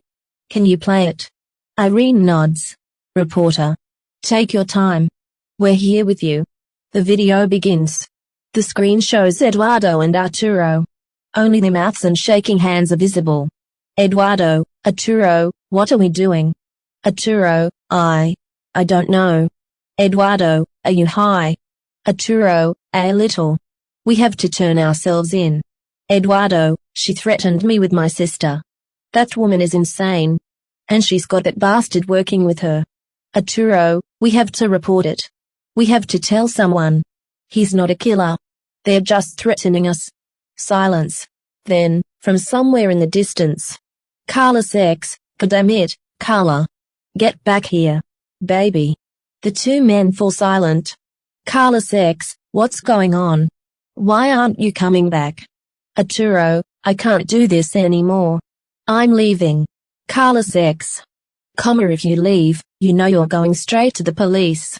If I ask my parents to lock you up, they will. Even if you tried to report the threats, you didn't. Because you were too scared. And I'll accuse you of murder. Arturo, I didn't kill anyone. Carla says, well. Now you have. A sudden scream. Carla appears in the recording. She strikes Eduardo with a broomstick. Arturo, Eduardo. Call an ambulance. He's still alive. Carla, why rush things, sweetheart? Arturo backs away. Arturo, you're insane. I'm leaving. The video ends. I couldn't speak. I just cried. I wanted to get up and go after Carla. Irene, they made me apologize publicly. For this. The reporter immediately notices her breathing becoming unstable. Reporter, Irene, breathe. Stay with us. You're safe. Cut the feed. Breaking news, Carla N. arrested. Anchor, breaking tonight. Authorities in Mexico City have confirmed the arrest of Carla N., who had previously been considered a victim in the case surrounding Eduardo N.'s death. The development follows the release of an investigative report revealing serious inconsistencies in her original testimony. Reporter, outside police headquarters. According to sources familiar with the investigation, new evidence has been incorporated into the case, including audio-visual material and witness statements suggesting that the original version of events may have been manipulated. Among the newly recovered evidence is a device found near the location where Eduardo's body was discovered. Investigators say the material played a key role in reopening the case. Anchor, does this completely change the investigation? Reporter, it could. Authorities now believe the original narrative may have been deliberately altered. An arrest warrant was issued for Carla N. on suspicion of false statements, extortion, and possible involvement in the events that led to Eduardo's death. Arrest footage, police lights, cameras, crowds gathering. Carla is surrounded by officers. Officer, you are being detained for your suspected involvement in these events. Carla says nothing. She looks directly at the cameras. Anchor, the arrest comes after days of intense media pressure, particularly following Irene N.'s indirect involvement in the release of the investigative report challenging Carla's original account. Reporter, meanwhile, Arturo N.'s defense team has already requested a review of his sentence, arguing that he may have been convicted based on an incomplete version of events. Anchor, closing. This latest development represents a major turning point in the case. But many questions remain unanswered. Authorities have not ruled out additional arrests. I watched the broadcast. All the tears. All the anxiety. Everything I'd been holding inside. None of it came out. I simply turned off the screen. Phone call, producer Don Juan. Don Juan, I owe you an apology, Irene. But we're still not releasing the documentary yet. We'll wait for Arturo's release. And then you'll have the farewell tour you were supposed to have from the beginning. Irene, okay. Well, after Juancho and Luis's wedding. Don Juan, they're getting married. Irene, yeah. Next week. Don Juan, would they let me document it? Irene, I'll talk to them. But they want privacy. Don Juan, I understand. And go to Arturo's hearing. Irene, I will. Juancho and Luis went to his cousin's quinceanera. They'll be back tomorrow. When is the hearing? Don Juan, next week. Irene, okay. See you there. Don Juan, see you. Arturo's release. Anchor, in an unexpected development, authorities have confirmed the release of Arturo N., who was previously convicted in connection with the death of Eduardo N. Reporter, that's right. Following Carla N.'s arrest and the introduction of new evidence, a judge determined that there was insufficient evidence to maintain Arturo's criminal responsibility for the events that led to Eduardo's death. Anchor, does this mean he was wrongfully convicted?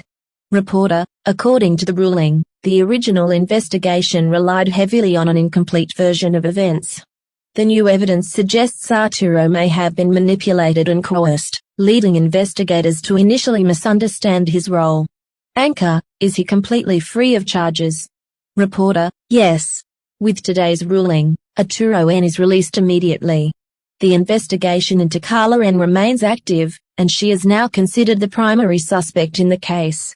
A prison door opens. Arturo steps outside. Bright sunlight hits his face. Cameras flash. Reporters shout his name. He stops. For the first time in months. He is free. Arturo. The silence becomes heavier. More cameras turn toward him. More flashes. Reporter. Arturo, after being accused, convicted, and then released, how do you face this moment? Arturo looks at the cameras for a few seconds. Arturo, I don't think you ever really get used to it. One day, you're a criminal. The next day, you're innocent. And somehow, you're still the same person. The reporter pauses. Reporter, do you feel that the documentary tells the truth about what happened? Arturo looks toward Irene. Arturo, it tells the truth. Not everything that happened can fit into 2 hours. But at least people will finally understand that I wasn't the monster they thought I was. Reporter, do you regret anything? Arturo lowers his eyes. Arturo, a lot. Not protecting Eduardo. Not asking for help. Not understanding what I had gotten myself into. He takes a breath. Arturo, and trusting the wrong people. A reporter raises her microphone. Reporter, what about Irene? Arturo smiles slightly. Arturo, she's still insane. Irene laughs from a few feet away. Arturo, but she's my family. So I guess I'm stuck with her. The reporters laugh. Irene shakes her head. Irene, you're the one who came into our lives. Arturo, and you never got rid of me. Irene, I tried. Arturo, not hard enough. Another round of flashes. Irene, ultima pregunta. A reporter approaches Irene one more time. Reporter, Irene, if you could go back to the beginning of this story, knowing everything you know now, would you do it all again? Irene looks toward Arturo. Then toward Luis and Juancho. She takes a breath. Irene, no. A brief silence. Irene, I would make different choices. I would ask more questions. I would be less trusting. And maybe I would run away much earlier. She smiles faintly. Irene, but I wouldn't erase them. She looks at the three of them. Irene, because somewhere between all the mistakes, the fights, the music, the trials, the cameras, we became a family. A reporter asks. Reporter, and what would you call this chapter of your life? Irene thinks for a moment. Irene, the part where I learned that family isn't always the people you're born with. She looks at Arturo. Then Luis. Then Juancho. Irene, sometimes. It's the people who stay. Months later the documentary premiered on Netflix. Los COMPRADOS. It became an unexpected success. The documentary combined the band's music, childhood footage, behind-the-scenes recordings, the legal case surrounding Arturo, their travels, their arguments, their laughter, and everything that had happened before the cameras stopped rolling. The most controversial material surrounding Carla was excluded from the final version at her family's request.